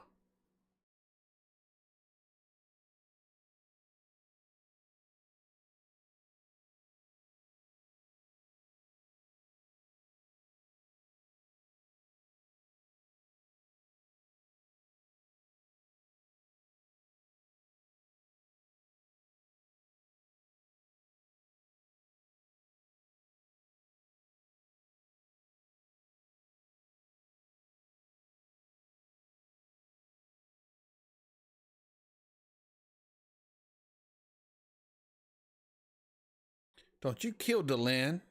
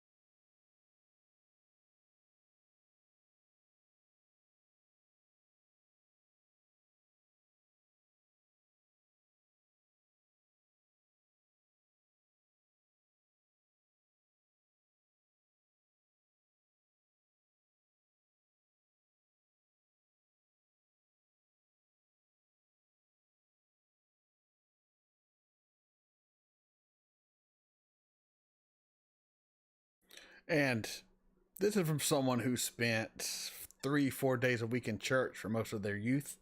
I grew up in the South, church on every corner. Church was something you went to constantly. First Baptist, Assembly of God's, Presbyterian. I've been to them all. I've been to the snake handling, tongue talking, walk like a chicken, quack like a duck. I've seen it all, sir. And I think I just got burnt out on organized religion, to be honest, just because I had to go so much at a young age. But, I have no problem with religious people or organized religions as a whole. My issue is with individual people, not with any specific ideology. I judge the person. Of course, I am, I do believe in the individual, We must judge each other as individuals, not as groups. Because that's where bad things happen, when you start just judging everyone based on a group. That's what leads to conflict like the Minbari and the Narn. See? It all comes back to Babylon 5, where it needs to be. Let's keep it on Babylon 5. Let's talk about fictional religions and stuff. Because then, it can all be nice.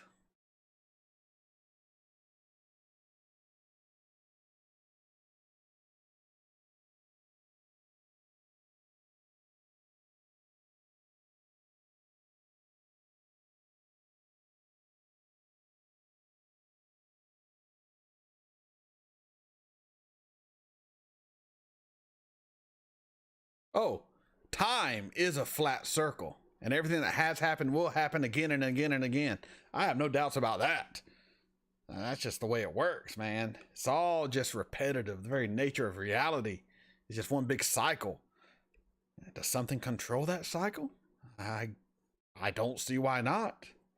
Could it all just be randomness of the world? I don't see why not. I don't know. I'm just a dude on YouTube.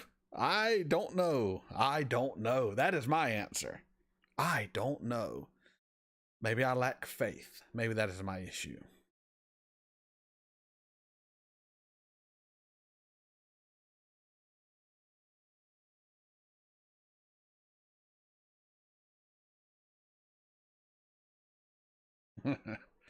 God could be a cat.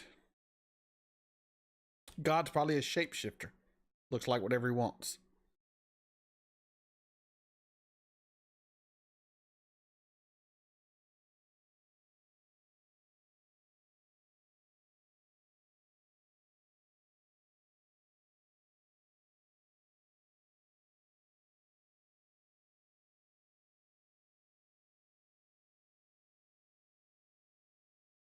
The Rangers. Sinclair's Rangers.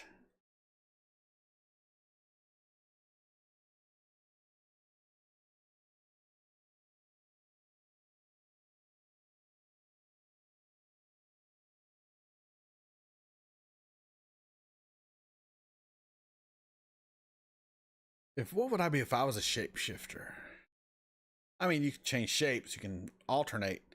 I'd be like a giant worm red dragon. I'm talking huge, monstrous creature. It would be great.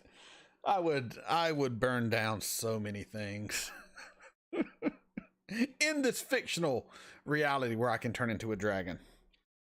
A lot of people think they'd be a good guy with powers. I doubt myself sometimes. With great power comes great responsibility. I am not ready for such responsibility.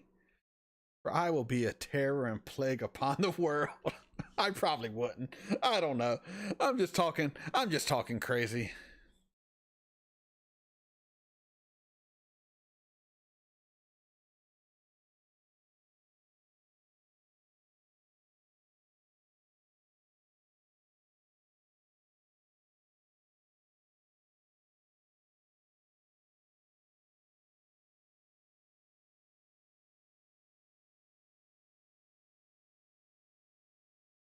All right, Duality Man, this is not a Kevin Smith world and universe. Lord help me if I lived in the Kevin Smith universe.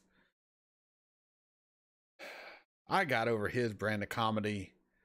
I think, what was it? Jay and Silent Bob Strikes Back. I think that was supposed to be the end of the View SQ universe. And I was happy with it ending there. Anything beyond that, I've just lost interest.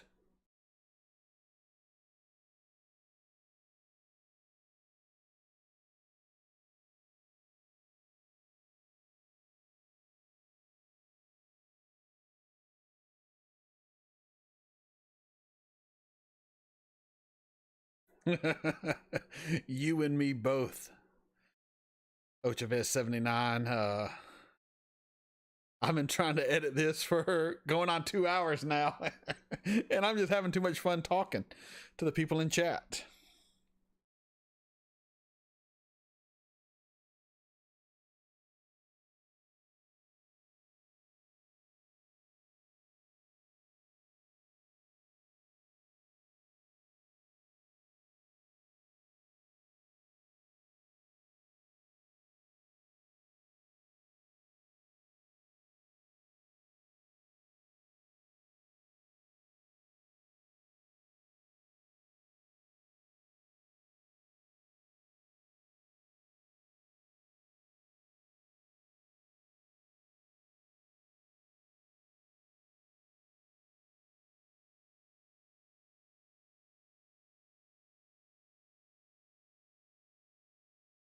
You cannot leave, Delenn.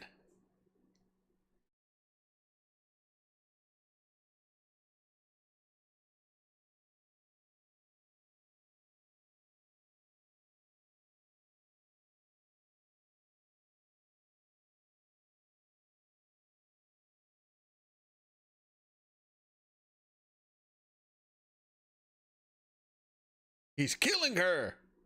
Yeah, he's killing her. He's an inquisitor. He's looking for answers. Oh, shit. All right, hold on.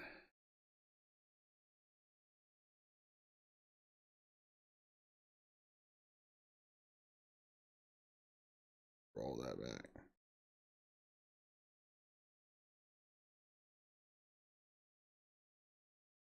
It all comes back to Caps, right? Yes.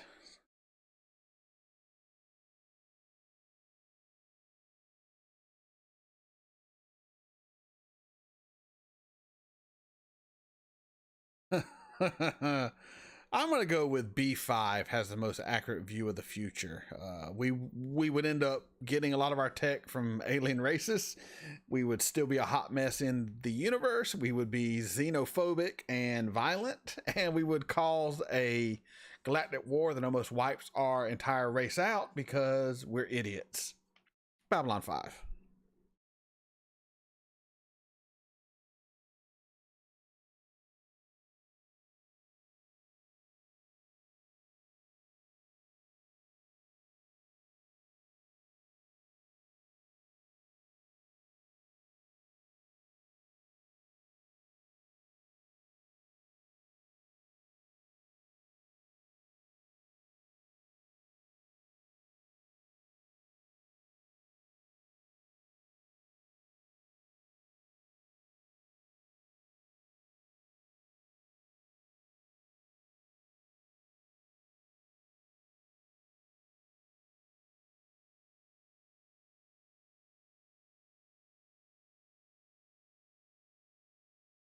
I have only watched The Gathering, but I did find at Goodwill, the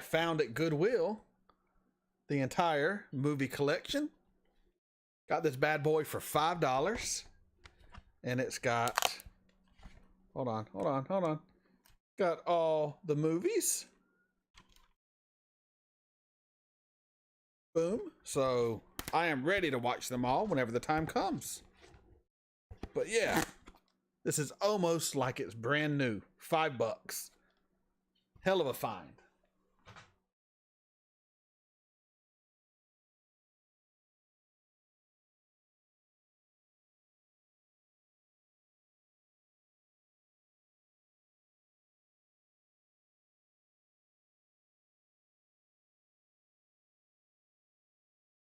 Yeah, buddy. $5.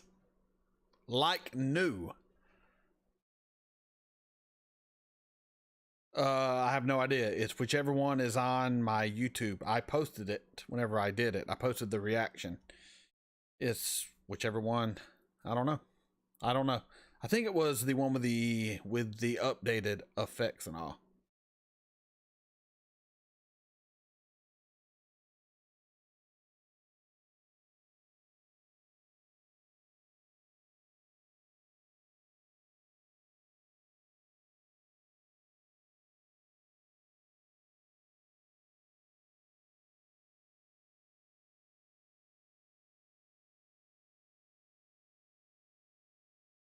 Inquisitor's killing her. And then hard cut to her looking crazy.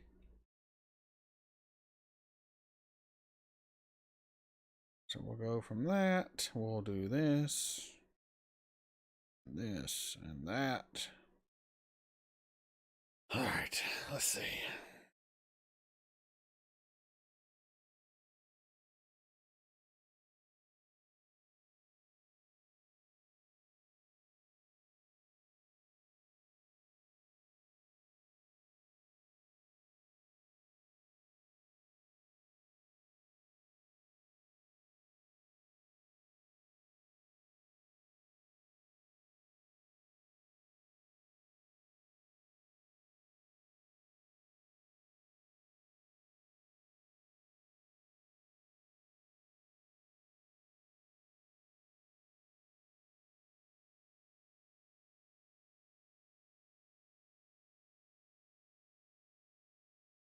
I'll let y'all hear that little line because I find it. Oh no, I deleted everything.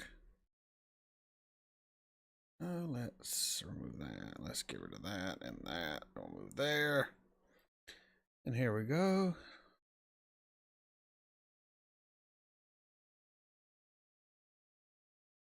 That should be good. Oh, shit.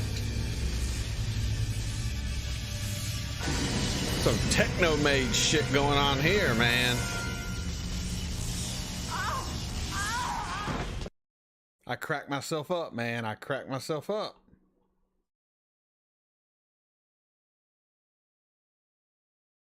Yes, must walk the dog. It is 11:35 here, so I'm an hour behind you. It is very counterproductive, Amos, but it is keeping me motivated to keep editing. Now, this video will be out tomorrow no matter what. I will get it done. I will get it up. And I should get episode 22, the final episode, up no later than Friday. And then Saturday morning, I will be having a character ranking for season 2 on my YouTube channel. I will be doing that live as well.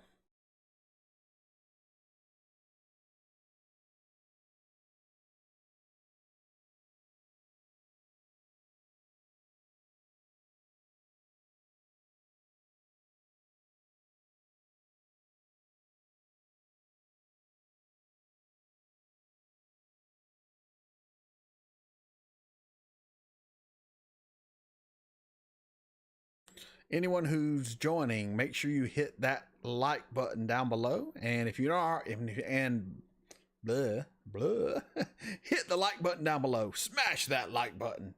And if you're not subscribed, go ahead and do that while you're doing it. It's absolutely free. You'll be notified of all my awesome content. I should start just talking like this when I do my YouTube stuff, man. I can sound like a real pro. And I don't even stutter that much when I talk in a crazy kind of accent and go all hype, hype, hype. I'm really tired. It's been a long day. I'm out of coffee. I'm almost out of sweet tea. I'm a bit addicted to Babylon 5 myself, sir. So you are in good company.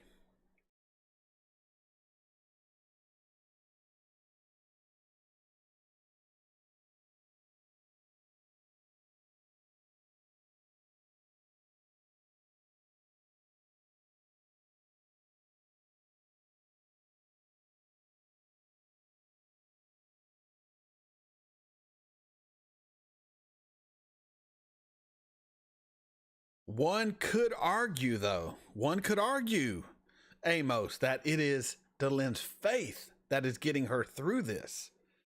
That it is that faith that she's able to hold on to that allows her to withstand this torture and this pain. One could argue. I love being devil's advocate. I will often, if I am in a situation, just talking with people. And it's a lot more fun when you're in person because so much can be lost with just typing. You can't tell the context and the meaning behind so much. But I will often take the opposite point of whoever I'm talking with, even if I do not believe it, just because I like having the talk, or at least I used to. I'm not as social and talkative as I used to be. The older I get, the more of a recluse I become. I think that's just nature, though.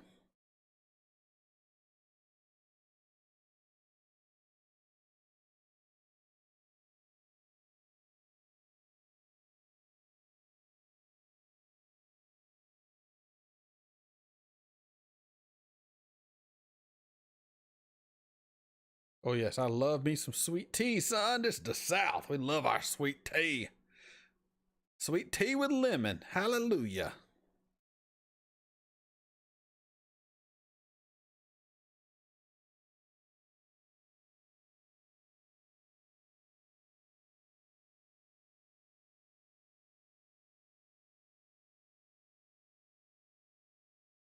Yes, say nothing if you shall spoil.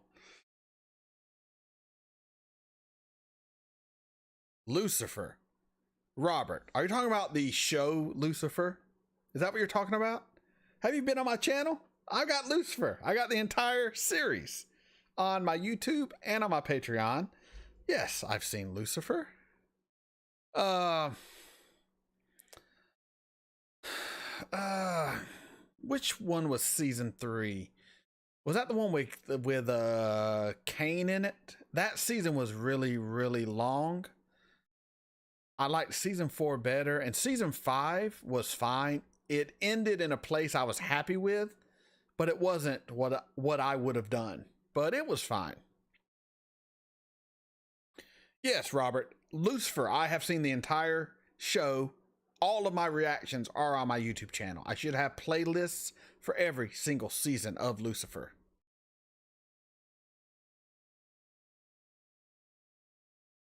So enjoy those if you get the time. Yeah, season 3 with Kane was just long. It was a long season and I didn't like how they did Kane. I really didn't.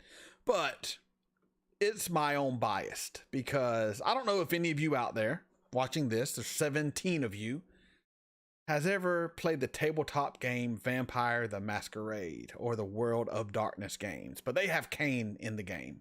He is a mythological creature. He is Kane from the Bible, and he was the first vampire. So when I think of Kane, my mind goes to World of Darkness Kane, and then secondary, it goes to Kane from Supernatural. So my two ideas of Kane are super badass first vampire, or super awesome killer with the mark from Supernatural. So when we had Kane in the Lucifer show, just did not live up to expectations. And maybe that's on me more than the show, because my expectations were really high. But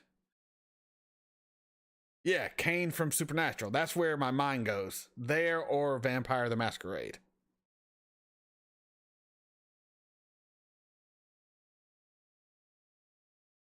Oh, tabletop and LARPing, dude. Oh, dude, there was nothing better than late 90s, early 2000s Vampire the Masquerade LARPing.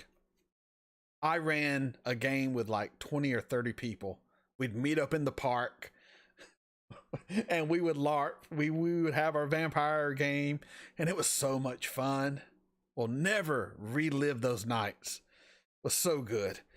Now I just do tabletop RPGs for the most part, though I am going to possibly be starting a Roll20 game, and I might do Babylon 5.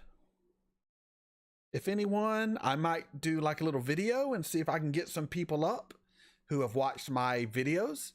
And if they are interested, we can do a tabletop RPG on Roll20 Babylon 5. I have to wait till I finish Babylon 5, obviously, but it could be a blast. LARPing was fun. It was a time and a place back then. It was so good.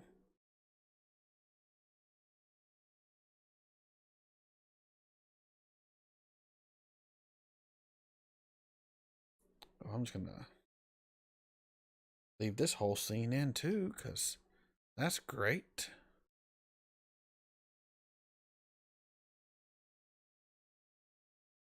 Yes, the D20 Babylon 5 system. Hold on.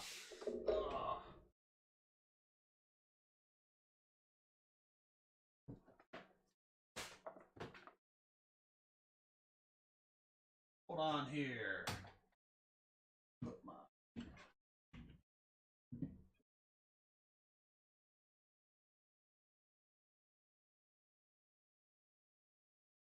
So I also got a hold of Babylon 5, D20, B5 role-playing game book.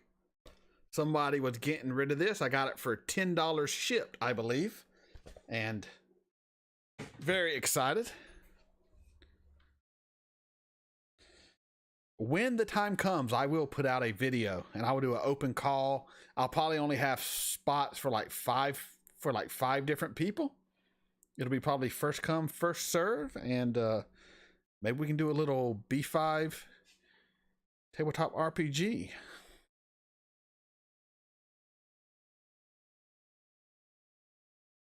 All right, good deal, Robert. I hope you enjoy those reactions. Make sure you leave a like on every one that you watch. I could use it.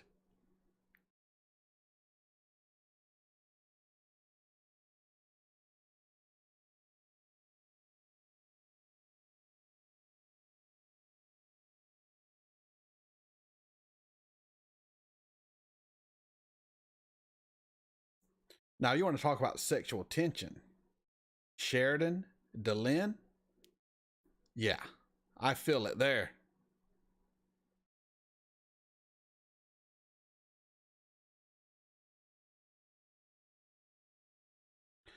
Yes, Graham, that's why I have not really looked into the book at all. I have not looked in it much. I have not looked into the role-playing book because I don't want to read any spoilers. But I do have it for when the time comes.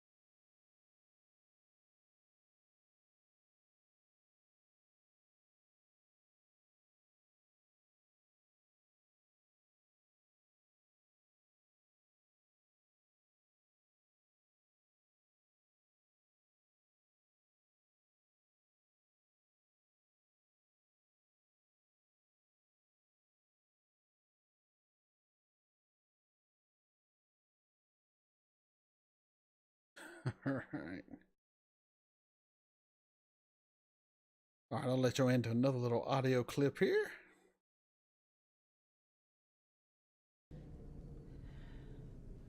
And the final player in our little drama arrives at last. Leave her alone.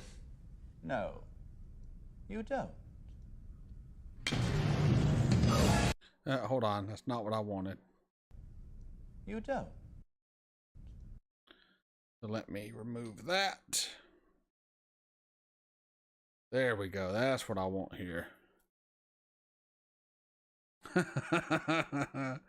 I'm glad I can be of service, Amos. All right. And the final player in our little drama arrives at last. Leave her alone. No. Yeah, this dude's a damn techno mage. Come on. All right. There's your little, probably be the last audio clip I do for the night.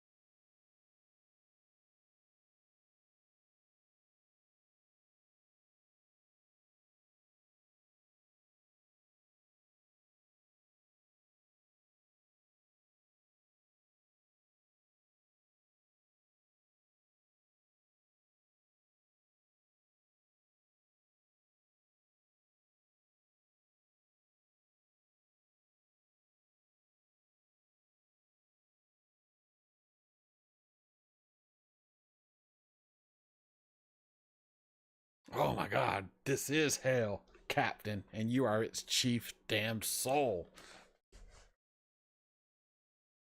I wish I could write like this.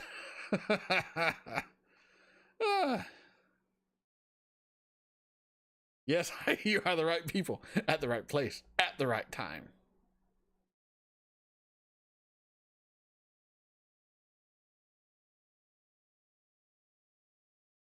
All right, sir, you have a good night. I have a feeling I'll be going to bed before this edit gets done tonight. But I can edit tomorrow uh, a little bit in the morning. See where we're at here. We're 23 minutes. I have about 9 minutes to edit out, or to edit. I will be able to finish this tonight, or at least the rough edit. Getting it on YouTube is a entire different matter, because I have left a lot in this episode. But once again, I just want it to not be blocked. I don't care if it's monetized, so it gives me a little more leeway. Because a lot of times they will just copyright claim it. They will not block it. They will just say, hey, you're using our copyrighted material. We'll let you put it up, but any of the money goes to us. And I can live with that. They can keep the $5. Stingy bastards.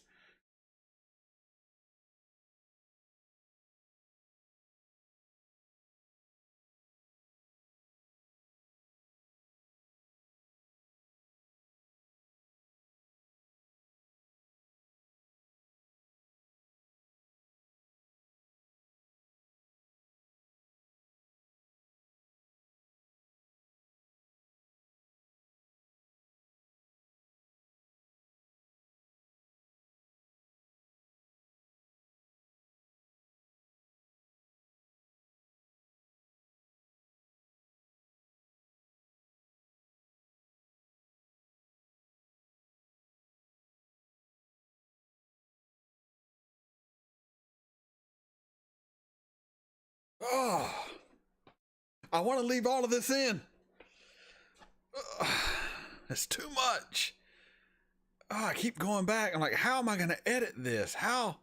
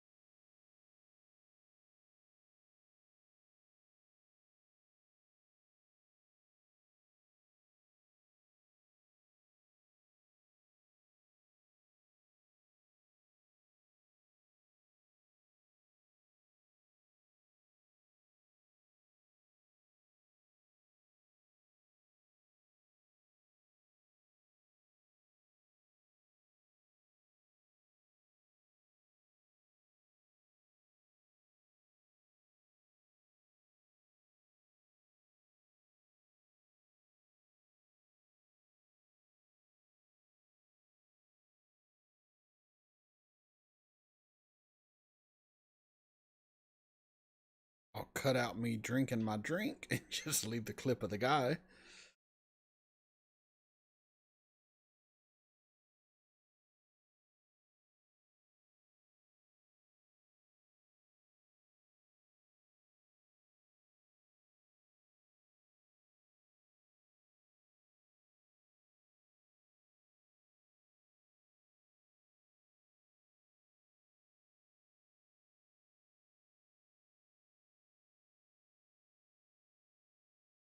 Yeah, I try to just focus on my reaction, but there are certain scenes that I just love so much that I just want to put them in. I think they're so good.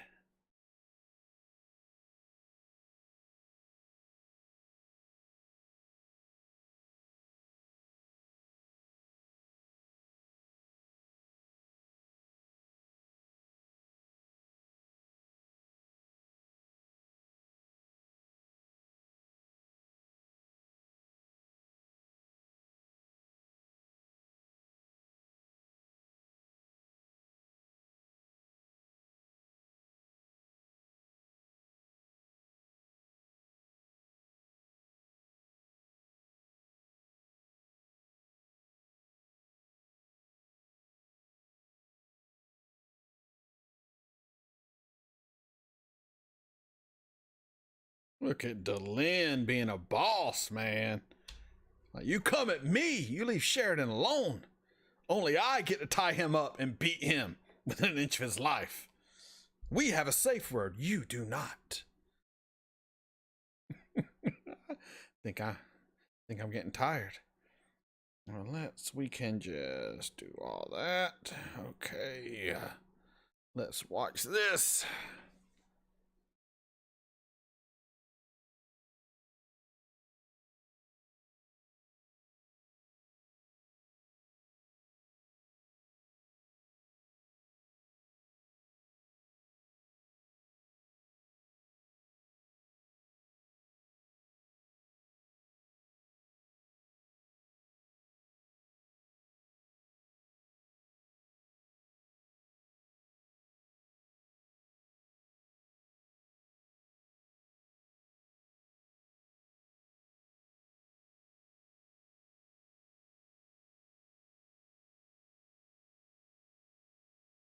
So good.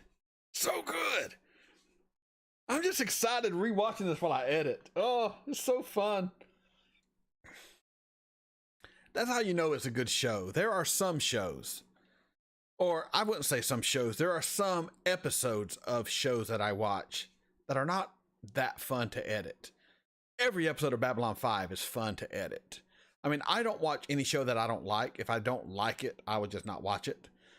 But there are some episodes that are better than others on a lot of different shows. And when you're editing them for YouTube, you kind of realize, like, this episode really wasn't that great. There's a few good scenes, but overall, sometimes it can be hard to make your video 15, 20 minutes long because you just don't think there was that good of content, because it just wasn't that good of an episode. Babylon 5, I never had that issue. It's always, I gotta cut more out because so much is good.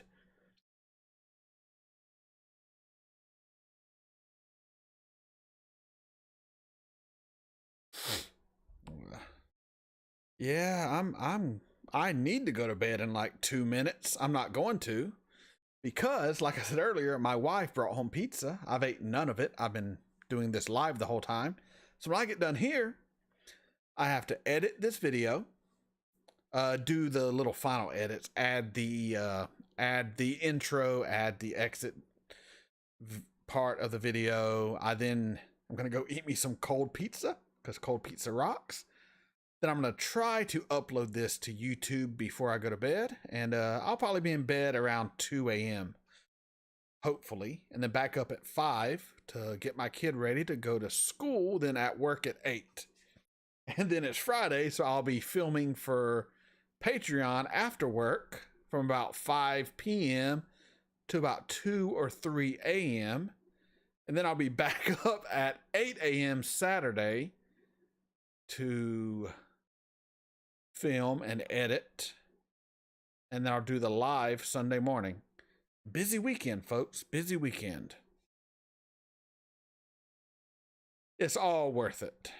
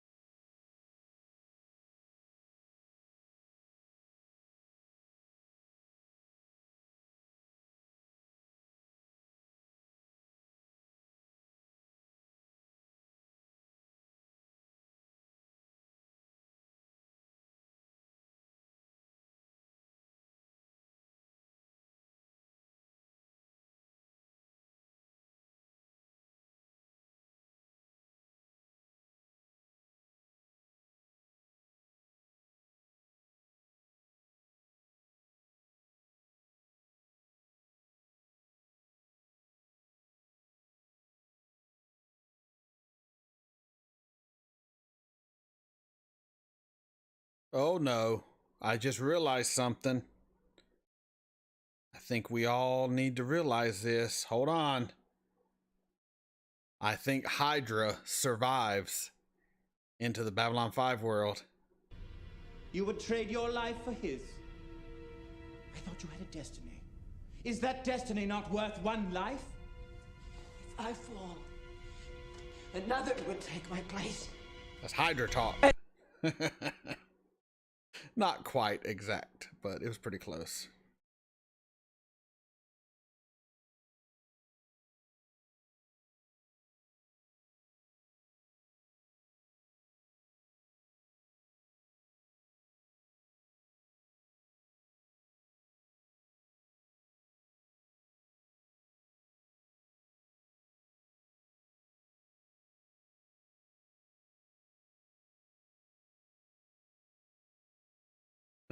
Yes, you have always been here.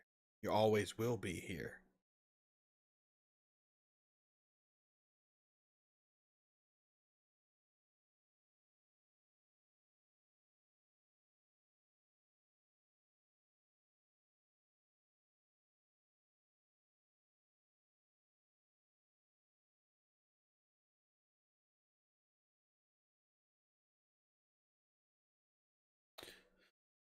I do love me some cold pizza, so I don't mind eating it cold, but my tummy is like a garbage disposal. It can handle almost anything.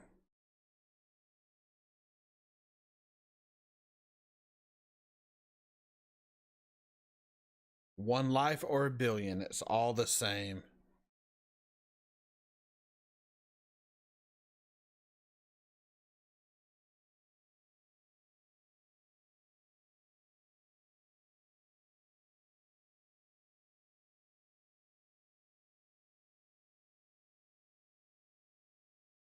I do believe what Delenn is saying here, that the body is only a shell. It is only a shell. It is temporary. It is meat. It is a meat suit. Our true essence, what we are, lives merely within this suit. Of course, the real question comes into, is the soul tied to the flesh? And are we bound, soul and body? And is that why when the body is hurt, it can damage who you are? It can damage your soul. Like, is it tied together? And heavy philosophical questions that I am not qualified to answer.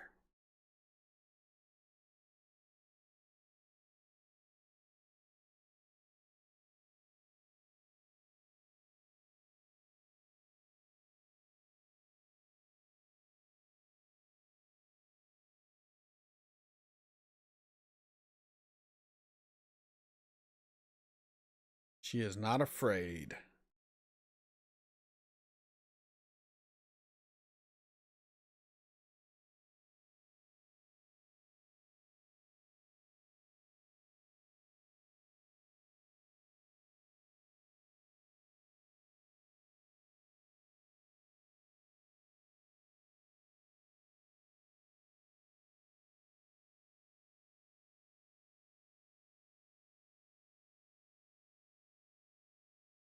Very cool.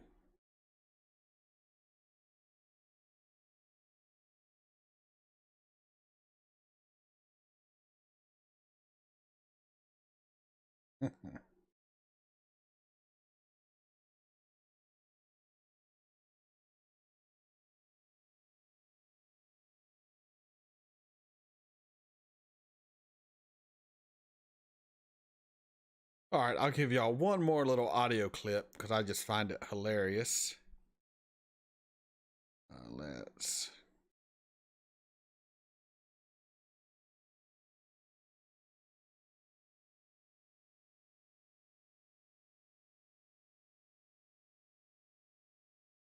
All right, here we go. So let me know if you agree what I'm about to say about this clip right here.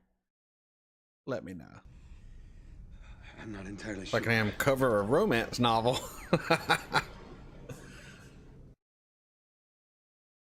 I think so. And let's actually, I want to leave that in because I find that funny. So let's.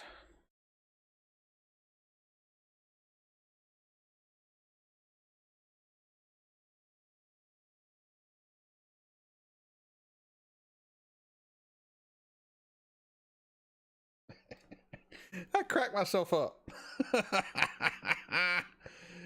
Uh,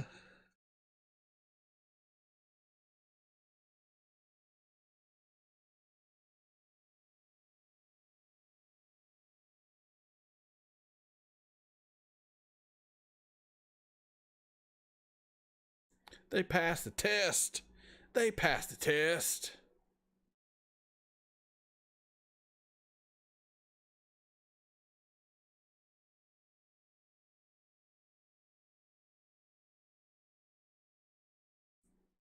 Why, I'm glad you thought that was the best comment ever. Let's see.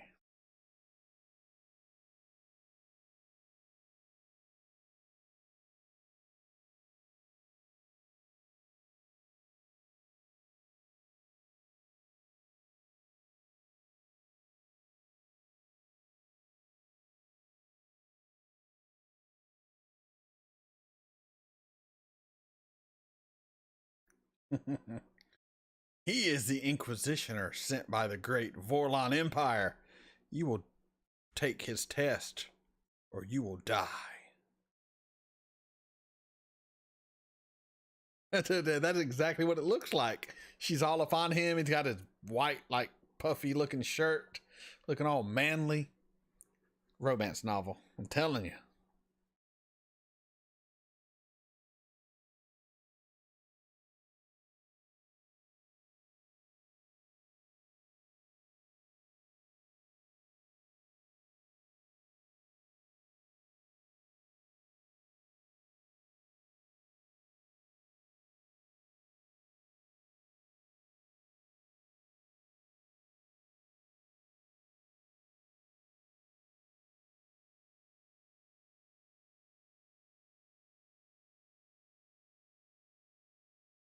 Yes, it was absolutely a blast. I thank anyone who came to this little impromptu live stream. I will do probably more of these as I do different shows, just because it keeps me motivated to actually edit. Because like I said, if I wasn't doing this live, when my wife got home, I'd have went and ate pizza. I'd have got on my phone and messed around on YouTube, and I'd have went to bed, and this would not have gotten done. So I thank all of you for keeping me in check.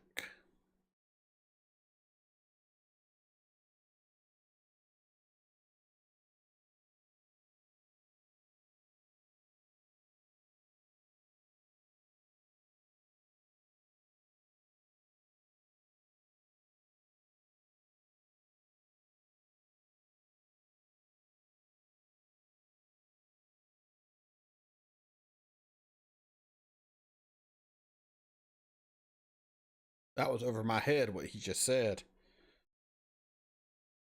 but I will assume it was something epic.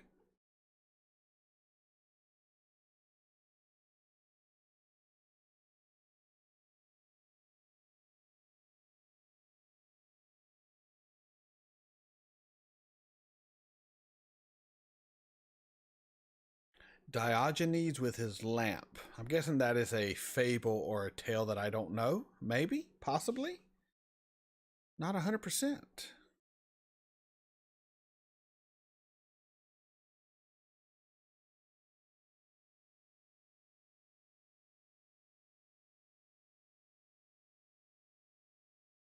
So I think Kosh has Jack the Ripper here because he can do things they cannot or they will not.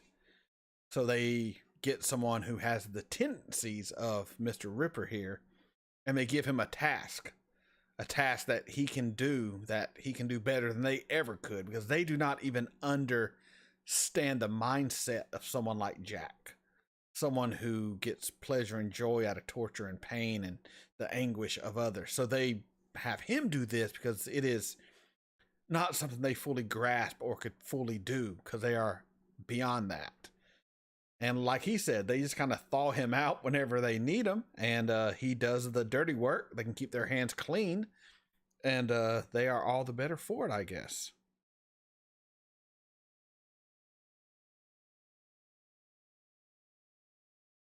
Biblical tale, yeah, or Greek, yeah. I figured it was some mythical tale I didn't know. So I got the concept of it. I kind of knew what he was talking about. I just didn't know the true context of what it meant.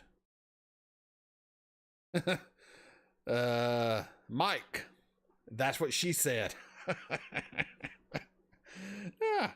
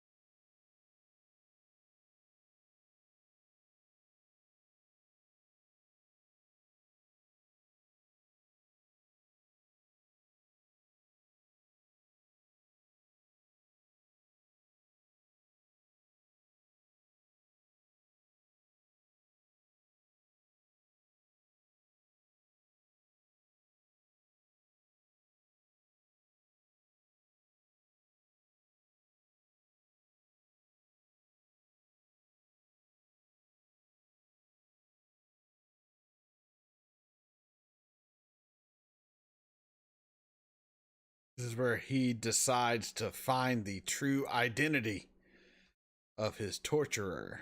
I can skip a lot of this. Yes, I have seen Kosh at the end of season 2, and I called it. I knew he was he's kind of what I thought he was. I didn't know everyone would see their own version of it. I don't want to kind of get into spoilers too much. But yes, it was kind of what I thought, because they did hint with the bright light when they kind of showed him off screen and the sound of flapping wings. It kind of made sense what he was.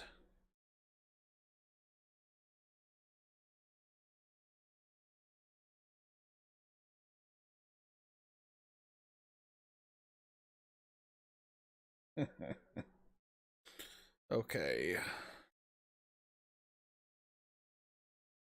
All right. Well, I appreciate the history lesson there. I will try to remember that. I was a philosophy major in college for about 15 minutes.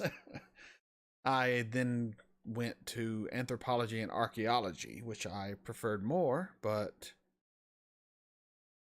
after my 2-year degree, I decided it wasn't really worth it money wise. I mean, why would I spend $50, $60, $70,000 to get a degree where I'm making less than I make now working IT? So, you know.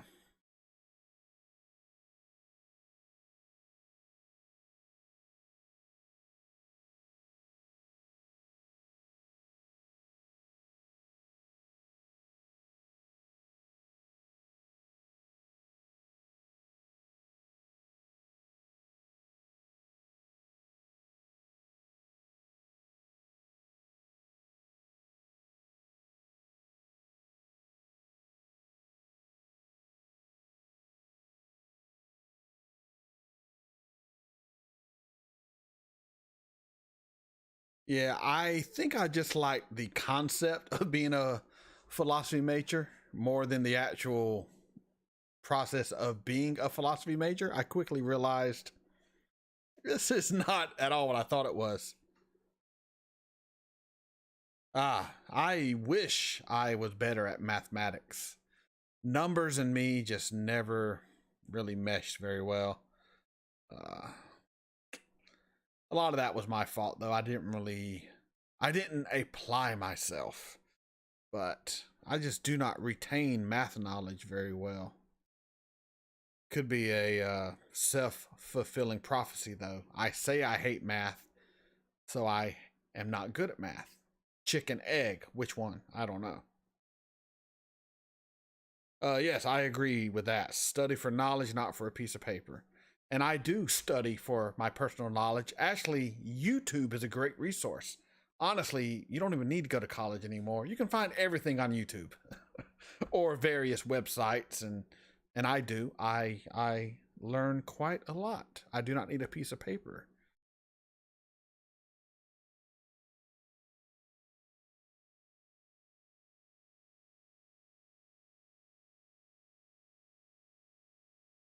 Hey, look. There is a child that did not die on Babylon 5.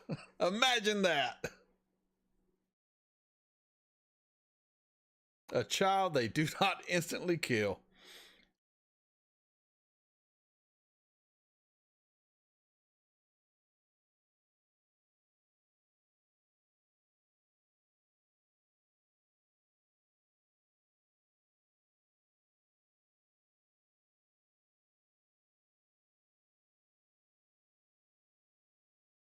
Oh, that's so good. I don't want to cut any of that out either.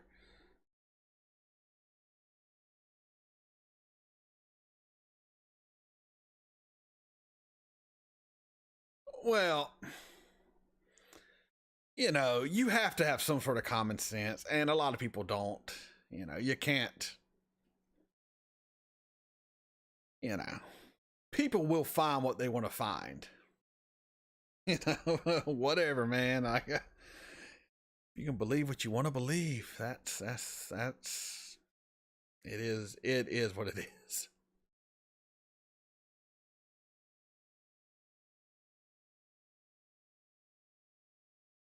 All I mean to say is there is a plethora of knowledge at everyone's fingertips now, and you can learn as much as you want.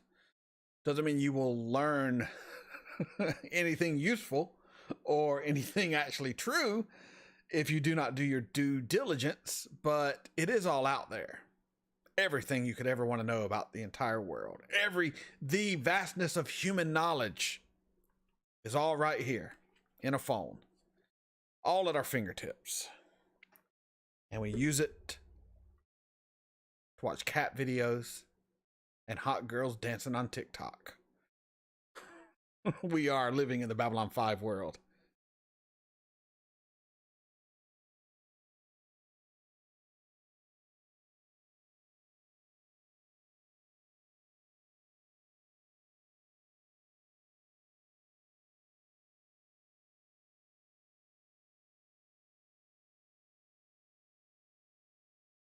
And cat videos, yes, obviously.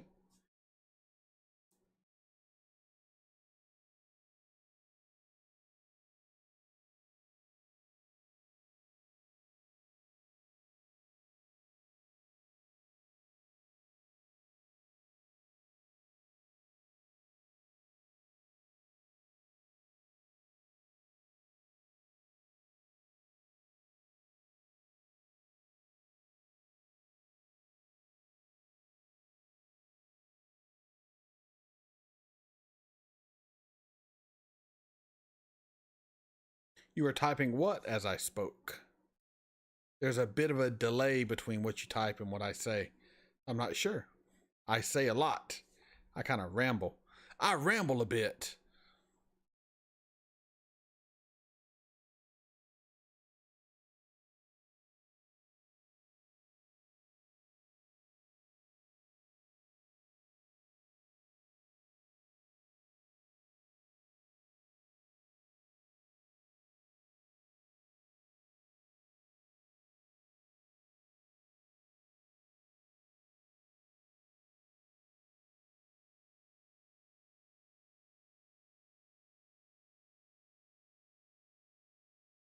Ah, cats and girls, yeah. It is what we do.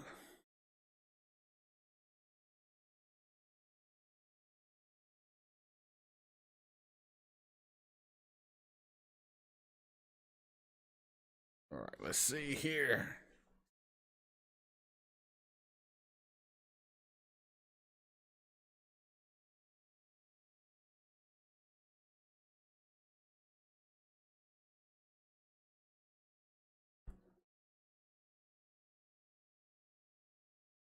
My Narn brothers, I am with you.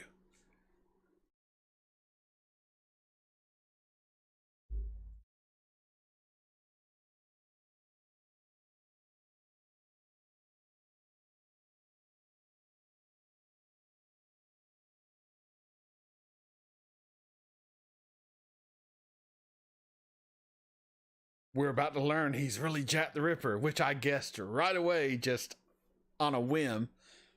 I was so happy when I was right.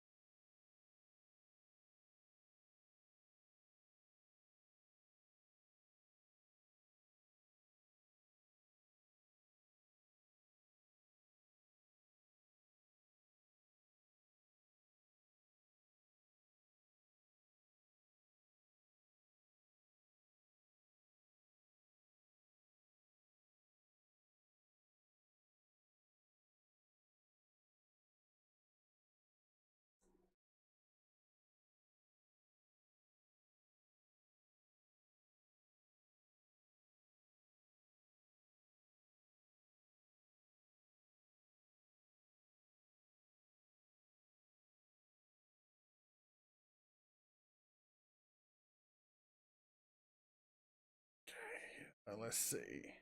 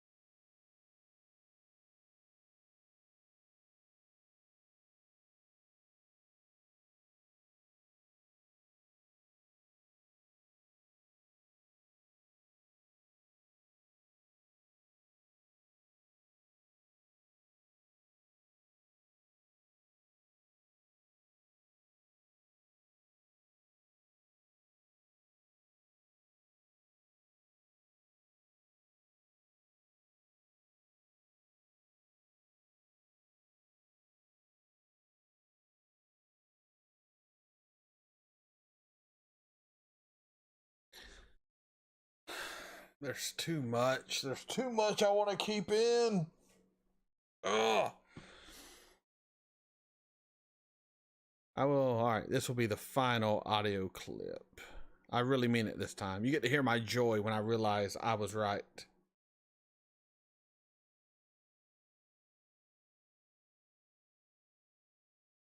The morning after the last of a string of murders on the East End. No way. No way.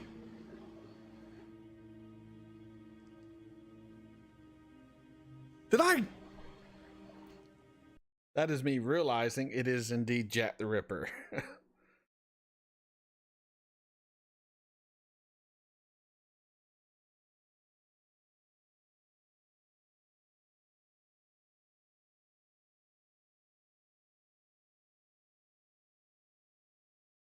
Well, hello, Eric. Glad you could be here. Yeah, a little glimpse behind the curtain, right?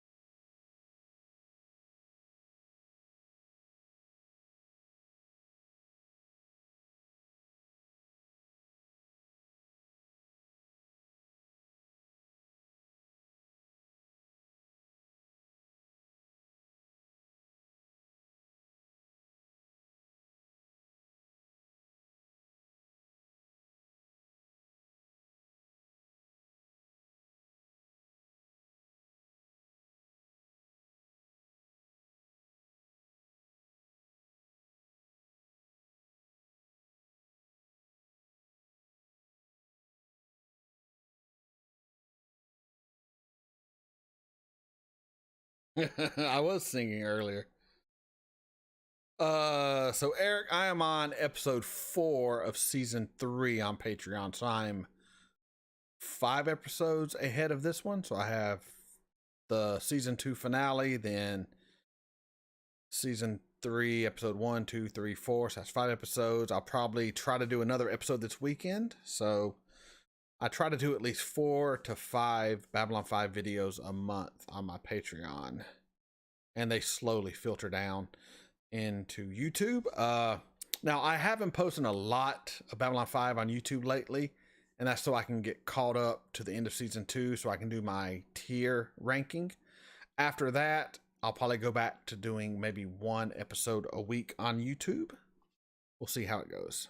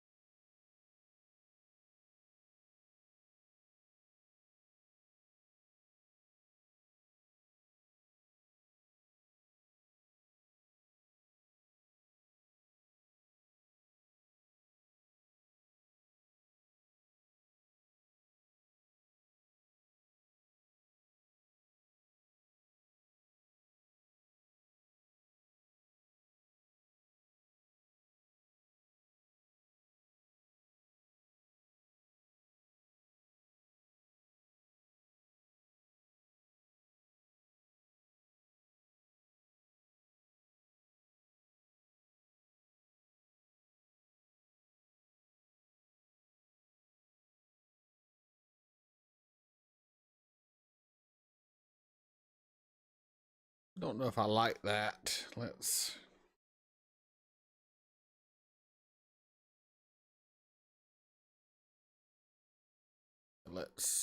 86 that part.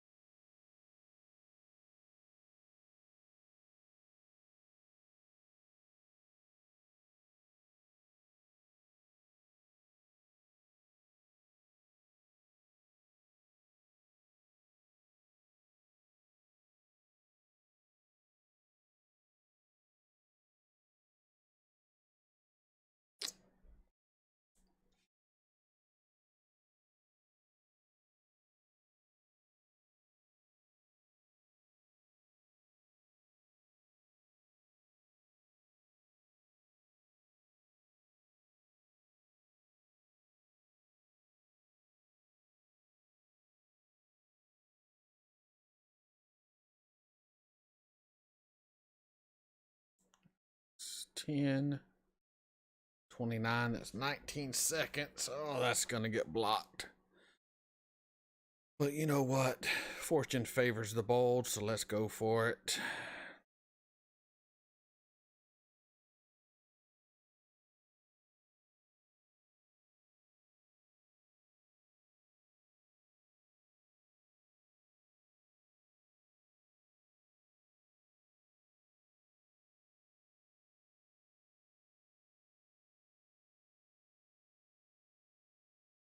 That's Jack. Yeah, haha.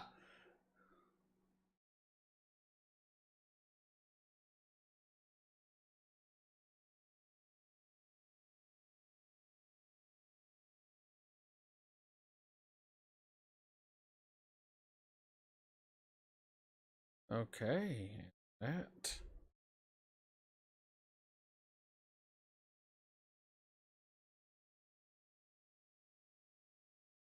Okay, everyone, that basically finishes up what I'm going to stream for my edit. I just have a few little finishing touches, and then I will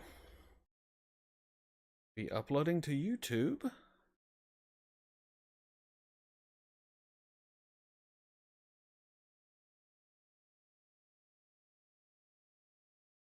So yeah, hopefully you enjoyed this little live stream. Any last minute questions or anything, feel free to ask before I call it a night on YouTube.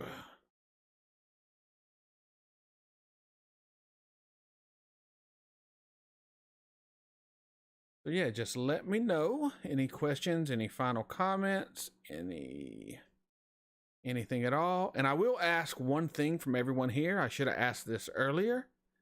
If you have not already done so, go to Popcorn Reactions. He is a fellow YouTuber and reactor. He does hilarious content. His account got hacked and taken down. He had probably 8,000 or 9,000 subs at the time. Now he is having to build his channel back up from nothing. So Popcorn Reactions, go check him out. Give him a subscribe. He is worth it. He is fantastic. He calls himself Showdown, and he is one of the best reactors out there. And if you could give him a little bit of love from the Mega Reacts crew, I would appreciate it. And yeah.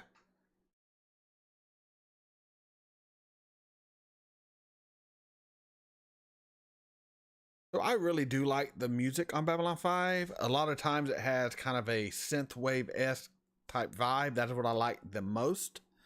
Other than that, though, I can't recall anything in particular about it that I love, other than I know it when I hear it. Like sometimes I'll just hear something I'm like, I believe I say it reminds me of John Carpenter-esque type music sometimes. And that's when I really, really, really dig it and get into it.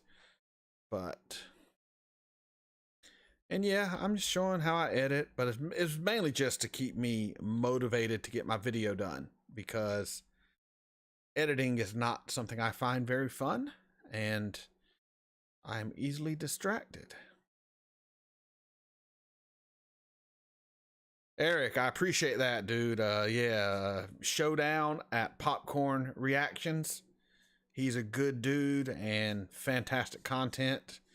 He is so good. I am subscribed to his Patreon. I give this man money because I find his content so damn funny. I mean, I put my money where my mouth is, and this man is worth it. This man is worth it. Tangerine Dream. Great White North. I assume that is Canada.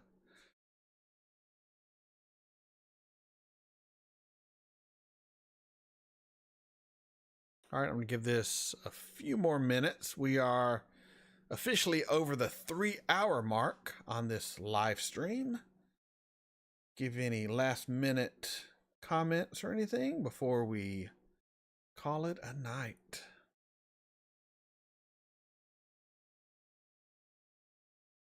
We'll get us a little bit of music in the background.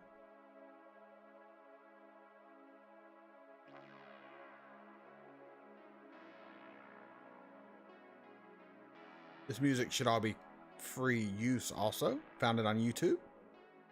It's pretty good.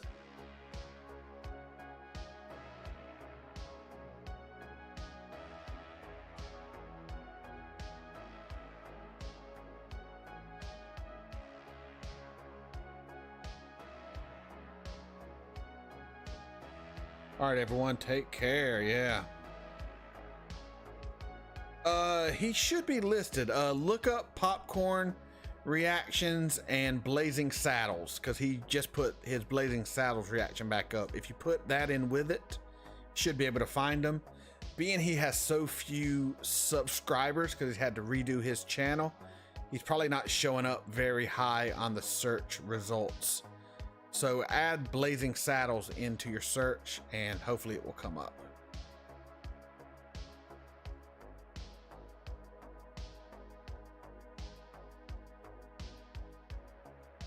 Sadly, I cannot put up a... Actually, let me see. Yeah, hold on. Let me see if I can put up a link real quick. Let's do Popcorn Reactions. There we go.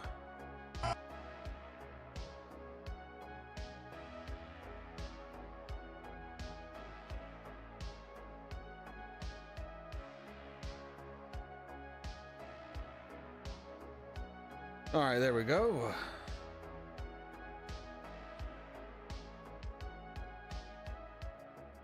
Should work. I think that goes to a specific reaction he did, but the one I was able to link first. I'll take it.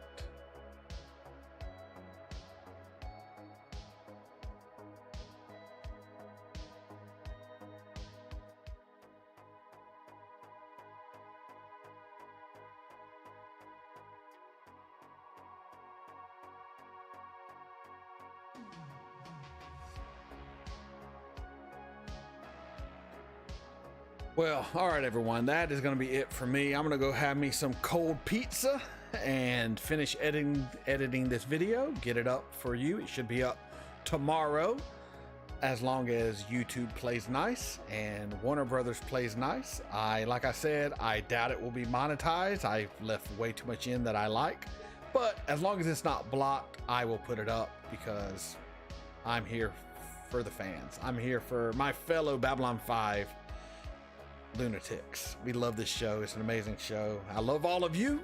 I'm a little crazy right now. I'm tired. I'm hungry. Y'all have a good night. This is Meg.